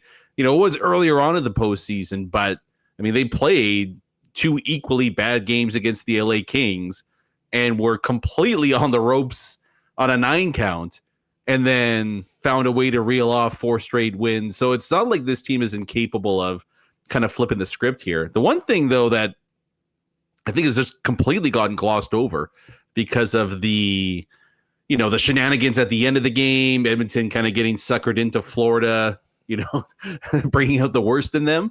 But Stuart Skinner's just got to be light years better than he was really most of this series. But Game 3, he was awful. He was terrible. And it also kind of, I think that the goaltending battle in this series has gone completely under the radar here, where Bob has kind of quietly been excellent, and he really erases anytime Florida makes a rare mistake and gives up a high quality chance. he takes care of that pretty easily. But I don't know, man. I thought Skinner could have easily had 4 of the goals that Florida put past him in game 3. Even starting with the first one there where, yeah, it's a mad scramble, but for no reason he's on his stomach by the hash marks. Like, it just, you can't have that level of goaltending at this point in this. It reminds me of Niemi versus Leighton in Philly, Chicago 15 years ago. So that's, I mean, we'll see if he gets the start first and foremost, but whoever's in net, this was their fatal flaw going into the playoffs, and it might end up being the thing that keeps McDavid and company from winning the Stanley Cup again this year. I'm not as worried about Skinner, to be honest. I mean, you look at his game 4 numbers. I mean, 4 through 7 in NHL history. Yep. And I mean, this team is 18-2 in their last games 4 through 7. So, I mean, listen, to me, they need way more from McDavid and Draisaitl tonight. I expect that they will get that. And to me, Brandon, like, the one thing I will say about game 3, as much as it got out of hand, if they step up and do something with those power play opportunities in the first period, I'm not sure that it's a different game and a very different conversation we're having right now. So everyone knows they need to be better, but in particular, it's going to be led by those top dogs. And yes, Stuart Skinner certainly has to get the job done. One thing I think we know exactly what we're going to get is what's coming from the home team, the Florida Panthers. This team, game after game after game, plays with that edge. The depth, top to bottom of the lineup, everyone's chipping in, and they are. If the Edmonton Oilers are going to win this Stanley Cup, they're going to have to play at a very, very high level because the Panthers very clearly aren't giving anything away. No, and I mean, you could throw this out there, but how many second lines are better than Florida's third line in the NHL? And then how many first lines are better than Florida's third line with the way they're played right now? I mean, it's just, I mean, Marchand's kind of, I know Bennett's, if Florida wins is probably the favorite, but like just the fact that Brad Marchand has turned himself into a Conn Smythe shortlister is pretty remarkable. And the fact that he's their 6th most dangerous option. I mean, they really are the perfect hockey team, Huss. Like what if you tried to boil it down right now, what are their flaws? I mean, their flaws, if anything, and this is why I go back to the other power play. It might be just a discipline thing. But it's funny you bring this up because, I mean, this team reminds me so much of the early Jets under Paul Maurice. And he loved penalties. And he said, he goes, hey, yeah, guess what? We're going to take some penalties, and that's just the way that we play. And then they ended up getting killed by them. I mean, they just didn't have the horses that the Panthers do, maybe to get through all that. The goaltending wasn't there at the time, and it did become a problem where they had that sort of a reputation. But this is what Paul Maurice was hoping to turn the Winnipeg Jets into when he started here, playing with that edge, not being worried about going to the box, and in fact, looking for that sort of confrontation. And what did you think about the way Edmonton handled themselves in the third period? I mean, I don't know. Does it really matter? Like, no, I don't think it does. And to be honest, like I liked it. Like, Florida is dragging everybody into the alley and leaving them there. Like, at a certain point, if you're losing that game, I think there was a lot of good to be taken in and just getting the frustration out and basically giving the Florida Panthers exactly what they would be doing if the roles were reversed. Yeah, like if you're gonna go nuts and lose your composure, might as well do in the third period of a blowout, right? Like, don't let that carry over into game 4. So, like, it does literally nothing to Florida.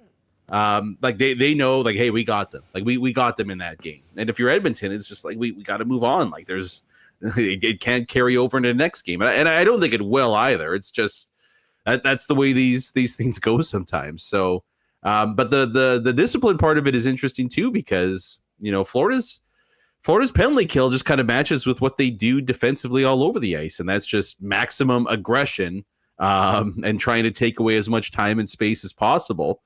Really, the only time you saw the Oilers victimize it to a certain degree was the OT winner in game 1. But even when they did that, it was 3-4 one-touch passes. Like the high level of play needed to break it down. That's kind of the only way you're going to get past Florida at this point. So, I mean, Edmonton's capable of doing it. There's very few teams that are, but it's going to take absolute precision. And it might take a superhuman effort from 97 or 29. I'm a little surprised too, though, that we haven't seen Edmonton try to use that aggressiveness against Florida. And what I mean by that is especially breaking out of their own end.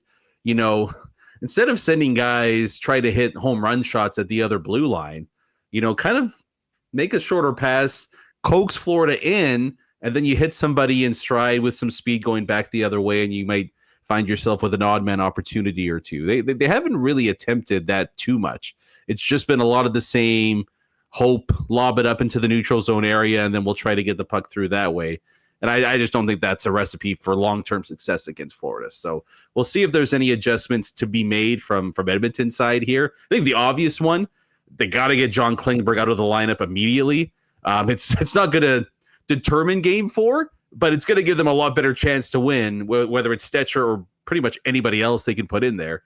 But I'm curious to see if stylistically they try to alter a thing or two in this lineup. And I mean, the big one is, do you put McDavid and Draisaitl together? Or do you try to spread out the wealth a little bit?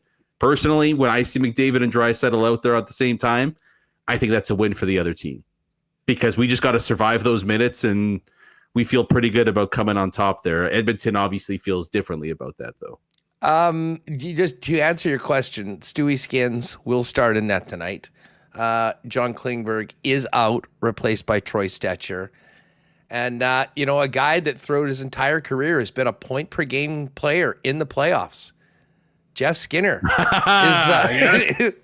is coming in to replace Victor Arvidsson in the Cup final. So he will get his name on the Cup if they win by playing in the Cup final. He'll get his name when he wins the Conn Smythe after a 6-goal outburst to end, though. But, I mean, you got to do something here if you're Edmonton. I don't know if, I think Skinner was bad in Game 3, but to me, that's too much of a panic move to put Pickard in for Game 4. I think if you lose this one, hey, let's throw Pickard in for Game 5 and hope we get a mini Andrew Hammond type run through the final 3 games of the series. Or a Pickard run like he had 6-0 earlier in the playoffs. Exactly. So, yeah, I would agree with those moves. Skinner's a fun one, though. But he was all around the net in the one game he did play. So, I don't know. Maybe there's just a little bit of magic, a little bit of, pixie dust they could sprinkle over this and fight a cheap one. Brandon Rewucki's with us. B, it sounds like tonight is going to be the coronation of Connor Hellebuyck, not only for a 3rd Vezina trophy, but for a Hart by all indications. Obviously the disappointment of losing is sort of, a little bit in the rearview mirror right now. And, if this does come to fruition as it's expected tonight, really does put a bow on the greatest regular season in Winnipeg Jet history. I mean, it's one thing. He was already the first trophy winner outside of the Calder, Coach of the Year, in any Jets 1.0 or 2.0 era. But, man, the Hart Trophy is some very, very rarefied air. Yeah, it's one of the best goaltending seasons in NHL history. You can throw the Winnipeg out of it. That was done a while ago. This is now we're going into league-wide territory with what he did here. And I hope people don't try to, minimize what he did because the postseason didn't play out the way he and the Jets wanted. It's still beyond remarkable what we saw out of him this past season, what we saw out of the team as well. I think he's fully deserving of the Hart Trophy. And to do so in a year where there were still, it wasn't, we didn't see McDavid type explosions or, a 65-goal season from a scorer there, but it wasn't like the Ben Tavares, Art Ross race first to 85 wins. You had guys well over 50, well over 100 points. And I think Hellebuyck rightfully could say my season is better than anybody else out there. So it's I think it's a tremendous accomplishment. I think the President's Trophy is a tremendous accomplishment. I think it also maybe adds a bit of urgency, if it doesn't already, to let's try to get some reinforcements in this offseason and push this thing one step further here. But I hope Hellebuyck enjoys it, and I hope the fan base enjoys it, because you don't need a Stanley Cup to have an enjoyable season or a memorable season. And I think Hellebuyck, if it plays out that way, is kind of emblematic of everything that happened with the Winnipeg Jets over the last 9 months. Well, it certainly does leave only one stone unturned to complete the career. I mean, you got the Vezinas, you got a Hart.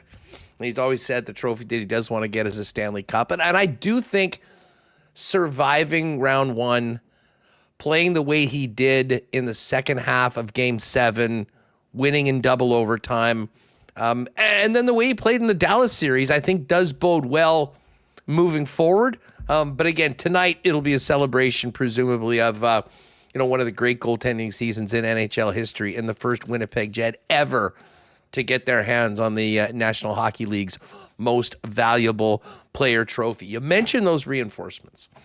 I know you've been perusing all the trade bait boards, the free agency lists and whatnot. We were talking about Marco Rossi yesterday from the Minnesota Wild. Smaller guy, but 60 points. I mean, I think there's definitely an upside for him as a productive player, certainly in the regular season. I mean, I know right now we often talk about who's going to do well in the playoffs, and it has to be noted he was sort of moved down to the fourth line, but this is a young player under team control. I'll ask you this, because it's great to say, go get this guy. Can you think of a realistic offer from the Winnipeg Jets that could get the Minnesota Wild to actually consider trading him in the division here to the Peg? Well, my realistic offer would be a 7x7 offer sheet, or whatever the offer sheet amount that the Jets have their picks for. I forget the exact number there, but that's the route I would try to go to here. It seems like a lot of other teams are hesitant to go all in on Rossi's current contract demands, combined with whatever Minnesota would be asking for in a potential trade to avoid that. But if Minnesota doesn't want to sign him to it, I mean, you would think that would make him available to your team if you can get him on the dotted line there. So as far as, I mean, that would be my preferred route. And then it just ignites the rivalry between the two teams even more, which on a secondary level, I absolutely love. If it wasn't that, though, I mean, you're looking at a first-round pick for sure, obviously. The problem there, though, Huss, is I don't know if the Jets would have the asset after that would maybe entice them more so than other teams. Because wouldn't you would think maybe they would want something more of a ready now roster player to maybe not fill Rossi's role, but at least supplement their depth a little bit. I mean, would that be a Morgan Barron? I don't know. But to me, when I think about Rossi and going after him, I'm way more of the mind, let's make this one an offer sheet, as opposed to giving up any kinds of players or prospects on top of it, because the picks that they would have to give up would be pretty minimal in that case. And look, if he was 6'3", he wouldn't be available. But you're still talking, take the height out of it, you're still talking about a 23-year-old center that put up 60+ points this past year. I'll take a chance on that. And okay, well, let me use your scenario here, because I like it. I've just pulled up the compensation thresholds for the offer sheets. If they signed him to a $7,020,000, so I think that the threshold is 720,113. So let's say that was the offer. Just call it 7x7. It's first and third round picks. They've got their first round pick. They've got their third round pick. They do not have their second round pick, which takes them out of that next tier. I mean, Minnesota with their cap space, do they not just automatically match that deal? I don't know. I mean, in a normal world, I don't know why they would be discussing this to begin with, because you drafted him. We talk about picks that don't get traded in the top 10, but when you draft a centerman, develop him, and then he starts to bear fruit, normally you don't then try to ship him off to a different team, right? We did all the hard work. We should be the ones that profit from this now. And I mean, he had such a tumultuous start to his career with the long COVID situation, and health-wise, he was really out of it for maybe the first 2 years of his career. I mean, who's to say he doesn't take another leap this upcoming season? It becomes, I don't know, a really interesting type of player, regardless of what his postseason performance might be like. So I personally, I think a lot of Wild fans feel this way, is like, this situation shouldn't even be happening right now. But by all accounts, if they're not willing to pony up for $7 million on a long-term deal, that I think leaves the door open enough here that if you're Winnipeg, you feel like you legitimately have a shot at this. And if it's not Marco Rossi, who else are you targeting at second line center at that point?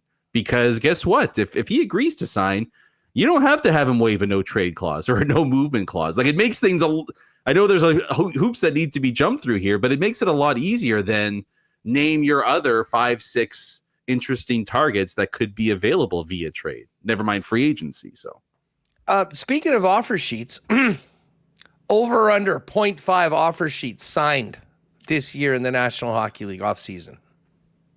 I'll go over at 1. I don't think we're going to see the barrage that everyone seems to predict every single year. No, it never happens. No. The only time it happened cap was last year, and the Edmonton Oilers overplayed their hand. They mismanaged themselves so badly that they left themselves so vulnerable to it. Yeah.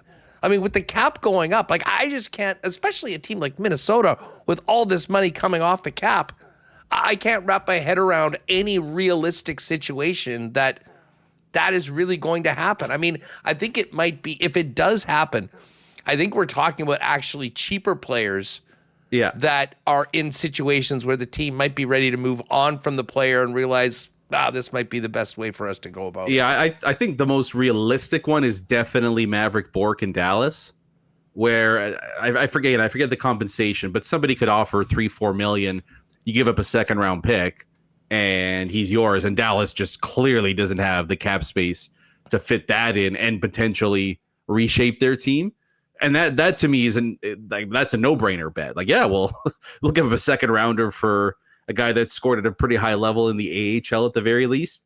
So that's the one where I think that one I could definitely see happening. But the fact that the cap has exploded so much, there aren't teams in that Edmonton type of a situation anymore. And then on top of it too, like, a team, Dallas could, fully well realizing that they're in a bind here. Hey, we'll reach out to teams and get proactive on this, and let's see the best deal we can get. We avoid the offer sheet, we get a trade we like, right? So even when there's offer sheet potentials, a well-run team should avoid it getting to that point. And I think Dallas is one of them. So I think I won't be shocked to see 1, but anybody saying 4, 5, 6, I just don't really see that happening for quite some time, just because of all the insane, perfect storm things that need to happen to have a situation where it could be applicable. And then you need the player to agree to it too. That's the other part that always gets lost, is like, you need this, but then most importantly, they got to want to sign it. And that could be the biggest stumbling block out of everything in these situations. You know what? Just quickly on the way out, the one other bit of news, and we've talked about this before, but certainly voices are growing louder and louder that for once the Winnipeg Jets might be getting a free agent that a lot of teams are interested in. And what do you make of the recent reports about Jonathan Toews? I think the Jets are the front runner here. It seems like Toronto's kind of into it. I mean, I don't know him very well, but it just seems to me like the Maple Leafs, I just don't know if that would be the best fit for him in terms of where he's at, where, you're trying to come, like, do you really want to do a comeback, with the uncertainty around where you are health-wise in front of the Maple Leafs media circus? Like, I don't know. I can see why Toronto has so much interest, because it's basically for sure. like, hey, Austin, sit beside this guy and just watch him for 8 months, and let's hope that helps this time around. But I just think, like, you look at where the Jets are, contender status, check. I think kind of the underrated part too is that, like, he's going to have a good amount of playing time to start the year, right? With Adam Lowry out 20 games in and around that mark. I don't think he's being brought, like, even if you bring him in as the quote unquote fourth line center, he's immediately bumped up to third line center before the season even starts, because Lowry's out for so long. So he's and going will to have every opportunity to show that he's far more than, Like, as I said, it's insane for people to just think that, well, if he comes back, it's all he can do as a fourth line center. Like, I don't think a guy with his accomplishments even considers a comeback if he doesn't think that he can be a very good version of himself. And that version is, we know what he did when he was feeling good. The opportunity, the connection here with the city and all that. I mean, there could be a lot. Like, to me, it's just one of those low risk, potentially very high reward signings that could be great for Winnipeg. And listen, people can say what they want about penciling who's in at the 2C and 3C, all that. It ain't easy just to go and grab second line centers. The entire league is going through that right now. Jets have been dealing with it for the last little while. So if you have someone that even has the potential of helping you in many different ways, and like Vlad Nemetsnikov did go in and can play that role before, to me, I think it would just be awesome for Winnipeg. It certainly give us lots to talk about. And, more so than maybe any other spot, to your point, there's not only a need and an obvious opportunity right out of the gate to hopefully do what he's looking to achieve by making this NHL comeback. Brandon, great stuff. What's cooking over at Skates and Plates this week? Yeah, I don't know. Mount Rushmore? Yeah, Mount Rushmore season. Any suggestions for tomorrow's episode would be welcome. Greatest goaltending seasons in NHL history, and put Helly on it. Well, you know what? Actually, that's funny you mentioned that because I've been putting it off for a while, but I wanted to do like an all-time goalie rankings, like legitimately, to see like kind of where Hellebuyck sits and maybe where he could sit by the end of it. So yeah, maybe it'll be a bit of a goalie focused episode. So stay tuned tomorrow morning. It'll come out. Content unknown, but there will be content. So tune in to see what it's all about. Love it. Right on. Thanks for doing this, pal. We'll talk to you next week. Beauty, sounds good. Have a good one, guys. There's Brandon Rewucki. Give him a follow and check out Skates and Plates wherever you get your favorite pods. All right, let's do our why not question of the day for Not Autocorp over at Waverly and McGillivray. I know the Not Gang will be rocking at the Princess Auto Stadium tonight. But here's my question to you folks. What are your expectations for the Winnipeg Blue Bombers 2025 season? Can they win the Western Division and represent the West in a 6th consecutive Grey Cup here in Winnipeg? Let us know in the chat right now. We'll see what you have to say. I wouldn't mind a record prediction as well for the 18-game season that begins tonight. Let us know in chat right now for the why not question of the day. Let's get to our Breezy Bend golf report right now. It is carnage at Oakmont, and the world's best are being tested like they are once a year at the U.S. Open. Now, I say all that, but this afternoon group that's come out, there is a lot of players that are early in their rounds under par, 1 under par, potentially 2 under par. Round of the day, though, goes to JJ Spawn, who had a bogey-free 66 today. He's got a one-shot lead over South African Tristan Lawrence. I will admit I'm not familiar with Tristan Lawrence. But great starts to the afternoon round by Sam Burns, who lost in a playoff at the RBC Canadian Open on the weekend. He's 3 under. Sungjae Im, also 3 under through 6. And then Brooks Koepka, Patrick Reed, Matthew Pavon, 2 under par. These guys are all playing somewhere on the front 9. And then 1 unders, including Ben Griffin, Ryan Fox, who won the playoff over Sam Burns last week, Colin Morikawa, Christian Bezaden, JT Poston, Johnny Vegas, Carlos Ortiz amongst the 1 unders right now. Canadians, Corey Connors is even through 6 right now. Jordan Spieth also even. Joachim Neiman, Daniel Berger, Aaron Rye amongst the other guys at even par right now. Going down the list, Mac Hughes, 1 over through 5. And Taylor Pendrith, he's got to feel good about his round. 2 over in the clubhouse, a 72 today. He's right there with Ludwig Oberg, Xander Schauffele, amongst others.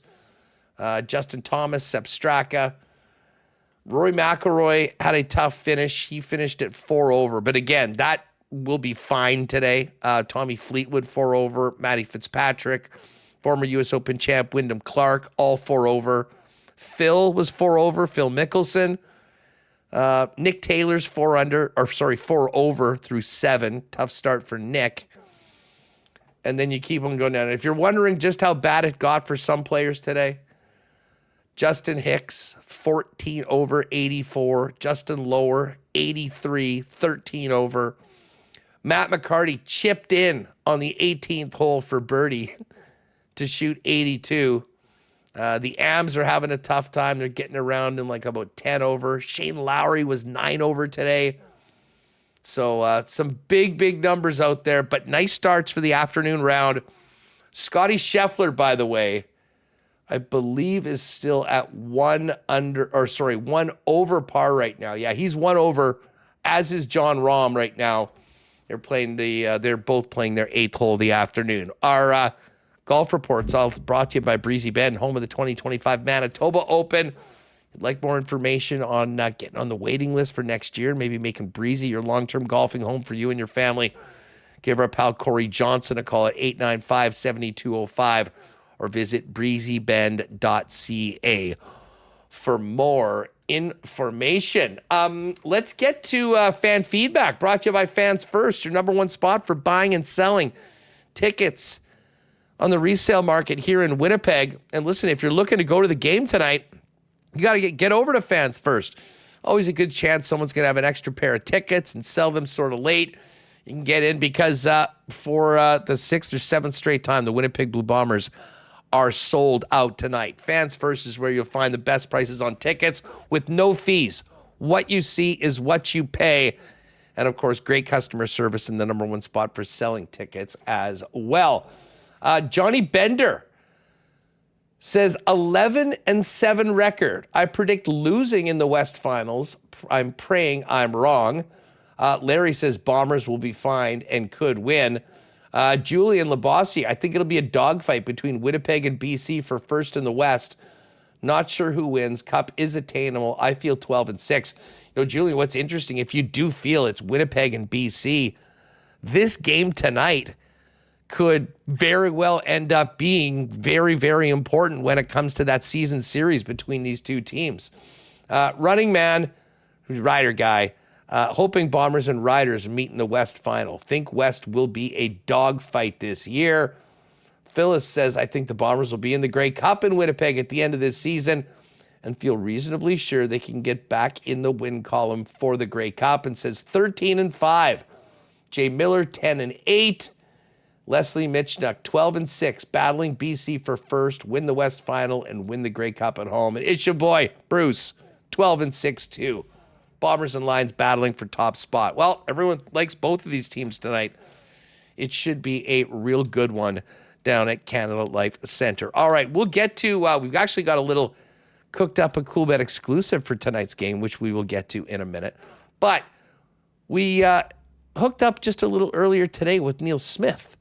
Now, this was before the Chris Kreider trade became official, but I thought we'd lean on a guy that's won a Stanley Cup in the National Hockey League to talk both about what he's seen from the Cup Final as well as the offseason with a couple teams he knows and what general managers are doing right now ahead of a couple of the busiest weeks of the season. Let's welcome in Neil Smith right now on Winnipeg Sports Talk.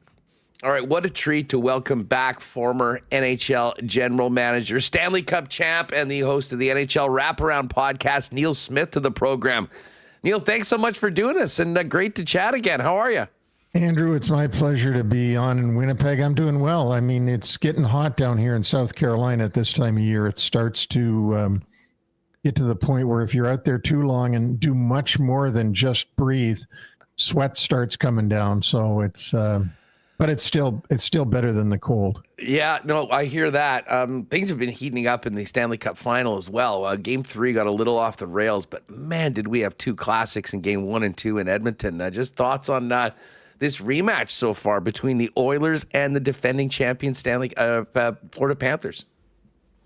Two totally different styles of teams, which makes it really exciting. And anytime you can get McDavid and Draisaitl to get to watch them, I mean, I think that they're fantastic, especially Connor McDavid. I mean, there's just there's so few players that you could ever compare him to over my lifetime. But it's great to see that, and then I love the teamwork of Paul Maurice's team and the way they are bonded together and play. I mean, they play like like no team I've ever seen. They play so much like a team. They're so committed to each other.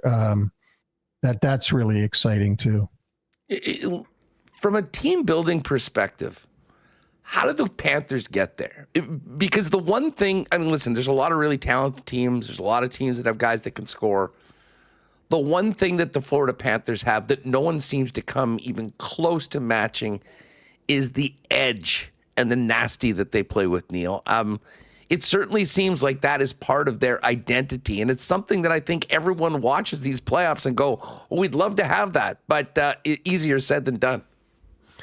You know, someone said, and I have to agree with them, and I don't like to point to just one player, but ever since Matthew Tkachuk got to Florida from Calgary, it's changed the Florida Panthers and the way they play, and they've all sort of rallied around that nastiness, that whatever you want to call it, the pain in the butt type mentality, the dirty little things that they do to throw you off your game.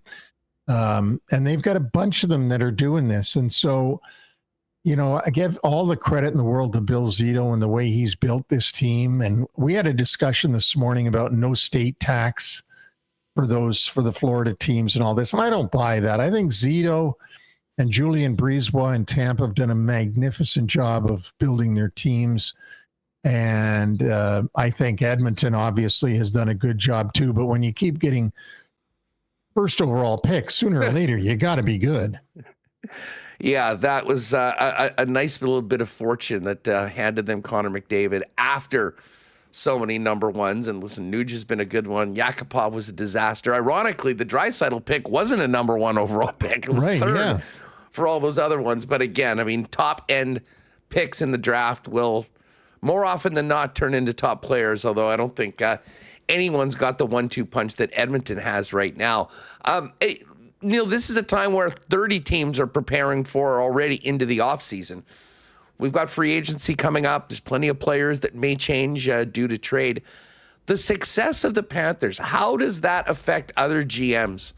And like, we'll talk about a guy like Sam Bennett, who could potentially be a free agent, does not have the offensive numbers that you would normally think that would get that superstar contract, but the numbers in the playoffs are there, and certainly does the impact. We always talk about it being a copycat league. How much do you think the success of the Panthers is going to affect some of the moves of the counterparts around the league pulling triggers on changing the mix of their team? I think it changes the way things are done by GMs, only to the point that they now have more guys that have won the Stanley Cup and more guys that know how to win. At least that's the way I look at it. I don't think that you go out and you say, well, Florida's winning by being nasty, dirty, physical, and all this, so that's how we got to turn our team into. You have what you have. Like I've said in defense of Toronto, for example, they had to take the best player every time their draft pick came, and they did take the best player. Now, are all those best players put together, as it was in Edmonton a few years ago? Are all those best of class players put on one team? Does that mean you're going to have a team that can win the cup? No, not necessarily, because you can't have three leading men in a movie. You can only have one leading man and then support actors and so on. And it's the same in hockey. So you got to play with the hand you're dealt to some extent. You can't help where you're picking, and in the draft, that is. So I think the league is too big to be able to say, oh, I'm going to copy exactly what Florida's done. However, I think if you are a GM around the league, and Sam Bennett could become a free agent this summer, and probably will, because it's so late now, but maybe he'll sign as a free agent back with Florida. But you're going to say, like, this guy knows how to win. I want him on our team. He knows how to win. I'm fascinated if he does go. I mean, like, how much would a team like Toronto be willing to pay for Sam Bennett to join them and come across the hall, in that division? And what a player like that would mean to a team like the Leafs. Just on that Leaf team, I mean, they're incredibly talented, but man, I mean, just absolute no-shows in the biggest games. I mean, how do you see, like, from a management perspective, you've got this incredible talent. It just hasn't worked. They lose every time they get to Game 7. How big of a conundrum is that? Because moving off of incredibly talented players is not easy, but it seems like something's got to change. It does, and it's real easy to jump on the bandwagon of criticizing Toronto Maple Leafs, and I'm from Toronto, so it's easy for me to say, well, that's what they do every year since '67 and so on. But as I said before, they can't help where they were picking. Now, the one thing about the Leafs is that the common denominator throughout this was Brendan Shanahan, who I personally think did a fantastic job in his role with the Leafs. As a president of the Toronto Maple Leafs, the business model they have is obviously terrific, and that's what he was in charge of.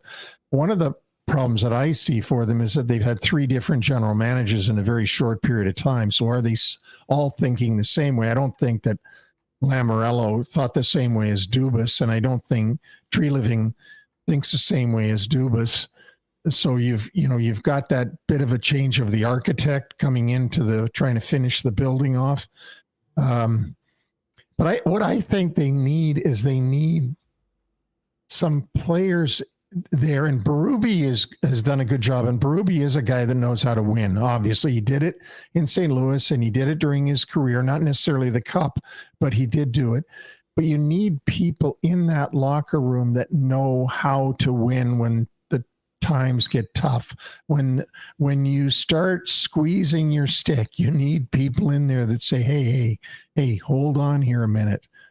Just ease up. It's not life and death yet. So I don't think the Leafs have that right now. Tavares might have been one of them, but he hasn't won really anywhere. He's been a great player, but he hasn't won anywhere. And I think they need some leadership in there that knows how to win. Well, Craig Berube, I mean, he's been to the top of the mountain with the St. Louis Blues. And I mean, I would have just loved to have been a fly on the wall in that coach's room after what happened in game number 7 and where they go from there. A team that didn't even get there this year is your former team, the New York Rangers. They have often, we were speaking with Matt Larkin, they're often big game hunters around this time. Listen, they've got some big time players. We're hearing that Chris Kreider may very well end up in Anaheim. There's some advanced talks there. He was rumored as a trade target last season. What are you expecting the Rangers to do? And in your opinion, what should they do to become, the true Stanley Cup contender that I think we expected them to be heading into this season? Yeah, and that's a tough short answer because they got to stop being East-West team. They got to start to be a North-South team, and by that I mean they got to forecheck harder. They got to stop just going back and forth and trying to make pretty plays and all that. They've got to get the puck in deep and get after it. And I think that's what Jerry Gallant actually was trying to get them to do. And some of their players didn't like it and didn't want to do that. They didn't want to dump it in and go after it. They wanted to try to get through over the blue line by, their skill set and not by grit.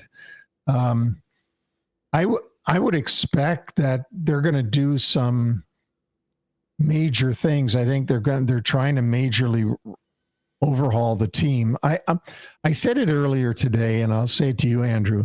Like, I find it mind-boggling that a year ago today, Chris Kreider, Zibanejad, Panarin, Lindgren, Trouba, Shesterkin, these were all great players a year ago today. Today, 3 or 4 of them suck. I mean, Lindgren's gone to Colorado.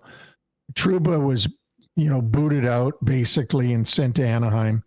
Kreider, they've been threatening to trade all year, and he comes up with 8 assists during the season. Imagine 8 assists in the whole season for a guy that's at many power plays.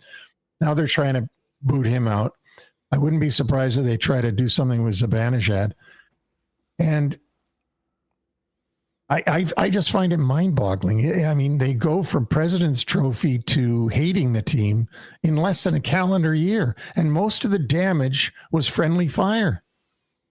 It wasn't that these guys. I mean, it was just management started hurling grenades into the locker room. Self-inflicted is an interesting way of putting it, but I mean, you're right. So much of it was coming from inside the room and inside the organization, and it seemed to sort of blow up on them. Neil, before I go, I wanted to ask you, just based on your experience as a GM, tell us about what the 30 GMs that aren't in the Cup final right now are doing. The preparation for the draft, planning for free agency. How busy of a time and what is occupying NHL GMs right now as they get ready for some of the biggest decisions they make every year? Soft tampering. And by that, I mean, those 30 teams all have a distinct advantage over the Oilers and the Panthers because they can do their fishing expeditions already. And by that, what I mean is moles that are out there for each GM are finding out what players are possibly signing with them, what players will want to sign with them. A lot of different information like that they're trying to obtain so that they're ready on July 1st. I think that preparing for the draft is a little bit overstated because by now you've got your lists. You know exactly where you're picking. You know, if you're picking number 5 and I'm pulling that number out, I think that's Utah, but you've got your list of 5. If any of the top 4 are still available, you're taking him at 5. You know, it sort of goes like that. And way down the list too, if you're 25 in the draft, you know who you think are the top 25, and whoever's left that's the highest ranked on your team, you'll take him. So there's not a ton of work to be done between now and the draft, but there is a ton of work and reconnaissance to be done between now and July 1st to make sure that whoever you're targeting is really a target and isn't a guy isn't going to come anyway. So you can target him all you want, but if he has no, if he just doesn't want to play in Winnipeg, and I'll say that just because you're there, I'm not using. If he doesn't want to play in Winnipeg, there's no sense calling his agent on July 1st and trying to sign him. He's not coming. But if another guy is Winnipeg's a sincere option for him, that's who you got to go after and make sure you get him and don't hesitate. Hey, before we go, you mentioned about Winnipeg. I've got to ask you about a guy that you know quite well from his time in the National Hockey League that we haven't seen in a little bit. What do you think the risk reward is of a team like the Winnipeg Jets potentially signing Jonathan Toews for a comeback in the National Hockey League? What could a Toews, a guy with that much experience, knowing that he's been away from the game for almost 3 years, bring to a hockey club? And I mean, just thoughts from your perspective, for a guy that has had that sort of a career, what he must be thinking if he is ready to 100% commit himself to a comeback. Well, if he's like Gabriel Landeskog, who's also missed that time, but was in a different situation. He was with the club all the time, and he stayed there, and he didn't have to go to Africa and on parts unknown to get work done and stuff. If Jonathan Toews, if I was Kevin Cheveldayoff and Jonathan Toews said, I'd like to play for the Jets, I don't see any downside in it because he was such a great player. He's a Hall of Famer. He brings an element to your team like Winnipeg, or, name your team. There's a bunch of them out there. He's won 3 Stanley Cups. You put a guy in the locker room that's got that pedigree. And unless he's a distinct negative on the ice, meaning that he's not the guy that he used to be, and, he can't play, well, then you got to do something. But if you judge that he is going to be able to play and he's going to be at least, could at least play on the third line, at least be a Corey Perry of the team. I don't see any downside in signing him. Yeah, I mean, listen, it seems like it's one of those low risk, high reward signings that never mind with the guy, just speaking from a Winnipeg perspective, he being from here. And the other thing is, Neil, I mean, I don't think for a second that Jonathan Toews signs up to come back and return to the National Hockey League. He doesn't think that he can be a very good version of himself. I mean, this is a guy that certainly does not have anything to prove to anybody in the NHL. No, and I think what he wants to prove is to himself. I think he wants to prove to himself that he can do it, and that's burning in him to be able to prove that he can do it. Not necessarily win the cup again, not necessarily lead the league in scoring or anything like that. But after going through what he's been going through, he wants to be another Gabriel Landeskog. I mean, it's an unbelievable story of these guys missing that much time and coming back. No, it truly is. Neil Smith is with us. Neil, tell people about the NHL Wraparound podcast and what you guys have cooking in this very interesting time for hockey fans around the league. Well, we had a great show yesterday, and it dropped already with Jack Michaels, the play-by-play voice of the Edmonton Oilers. Jack and I did a lot of ECHL All-Star games together in the, earlier. And I love Jack. He's a great personality. He gave us some great insights into what's going on, into the Edmonton team and how they need to play. And we talked about a lot of different things. So it's NHL Wraparound. It's on every podcast platform as well as YouTube if you want to take a look at us. But we're everywhere. We have great guests. That's the one thing I can brag about is that we do get great guests. We have NHL Cup Date on a daily basis, updating everybody on what's going on in the NHL playoffs and news. And this day in NHL history, we also throw in there. So we have a lot of fun, Andrew. It's fun. It's not going to buy a mansion in Beverly Hills for me, but we have a lot of fun. You've already got those. It's about loving the game and about loving the sport, Neil. And folks, we'll put a link in the description as well. So pop down, hit on NHL Wraparound, give him a sub, and check out the show. Neil, enjoy Game 4, and thanks so much for doing this. We can catch. I'll look forward to doing this again with you soon. Always ready. My mom's from Fort Garry, so I'm back whenever you want. Thanks, Neil. We'll talk to you soon. Okay, bud. All right, appreciate Neil jumping on. One more order of business today, folks, and that's get ready for a very busy sports night over with our friends at CoolBet at the CoolBet lines. First things first, CFL home opener for the Bombers. The line's now moved to 3.5 for BC. Incredible disrespect for the 5-time defending Western champions. BC's minus 192. The Bombers plus 155 as a home dog. That line has moved significantly. I think it was plus 108 when it opened earlier on. There's been a lot of line movement this week actually, in the league. You can get the Bombers plus 3.5 at minus 106. And if you'd like them to win, plus 155. Total in the game, 48.5 for tonight's tilt. Other CFL games as to where they stand right now. Montreal is now a 4-point favorite over Ottawa now that Drew Brown isn't starting. Toronto's only a 1.5-point favorite over the Stamps now with Nick Arbuckle in and no Chad Kelly.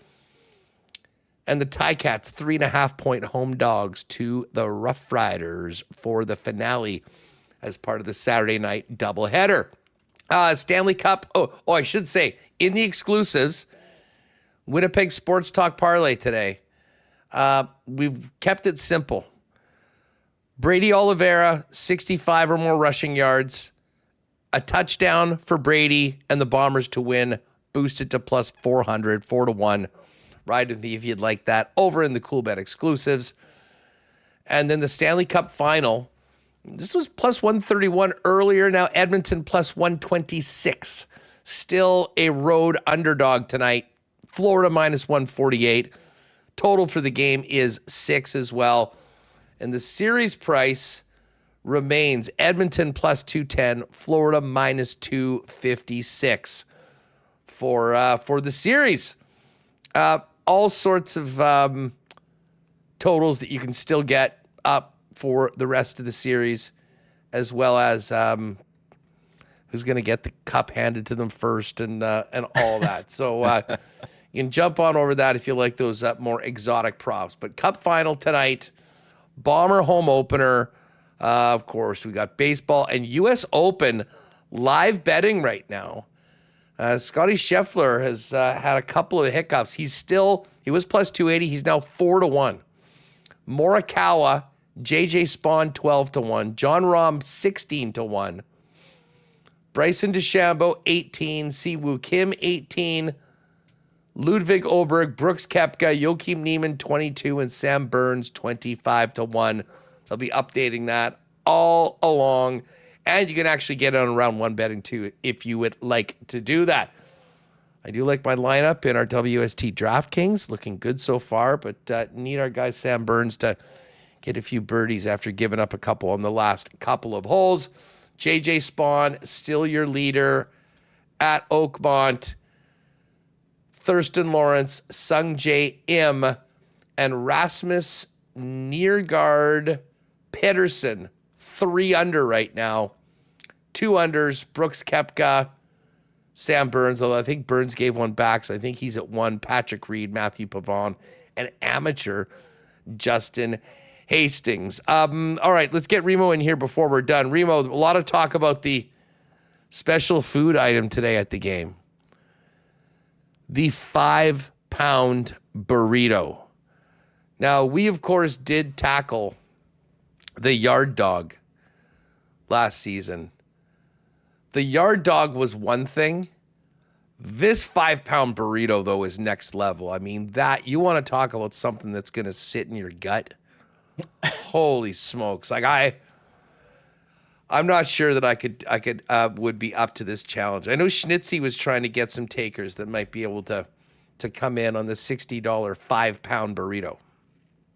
Yeah, we did the yard dog. The video's on our YouTube channel. I mean, if you search yard dog, it's like the first thing that comes up. I think we've proven what we've needed to prove when it comes to eating ridiculous food items. And Schnitzy did text me asking to split it. And I think this is something, yeah, if you split a 5-pound burrito, like 5 ways for $60, I think that's actually a really good deal.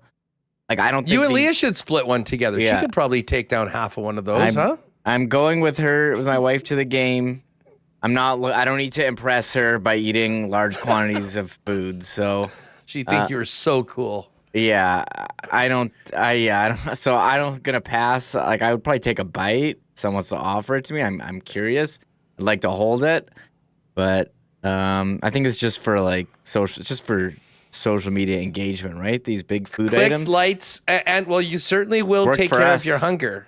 Yeah, well, for us, absolutely. I mean, I see Schnitzy says, let's take it down. So I'm out. I'm out for tonight on the burrito, but I mean, I would take a bite, I guess, but I don't think I can commit to it.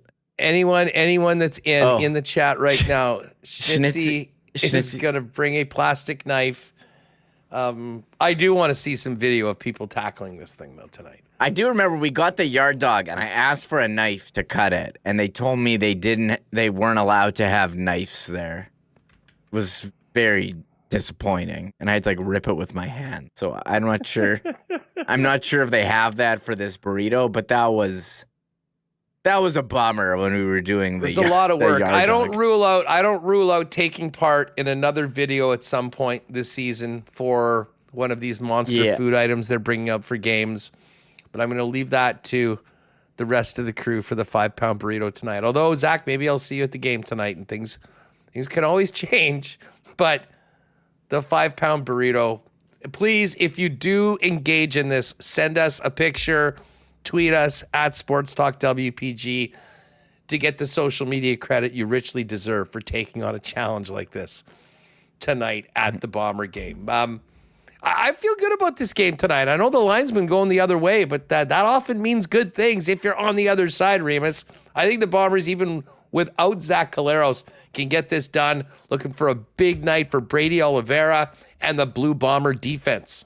Yeah, the Lions last year, their run defense wasn't the best. They did hold the Elks, Rankin, who's known to break off some big runs, and Trey Ford had about 50 yards on the ground, but they held them last week. And how about this? Nathan Rourke, 0-4 against the Bombers, and he's averaged 249 passing yards in those games. So if the Bombers can get pressure on him and grind the ball and chew up some clock with Streveler and Oliveira, I think there is a path for them to win. So, well, yeah, I'm a big Nathan Rourke guy. I loved watching him 2022 and last weekend, but I think the Bombers, they've shown they know how to stop him, and I'm looking forward to this one tonight. It should be a great game to kick off week 2.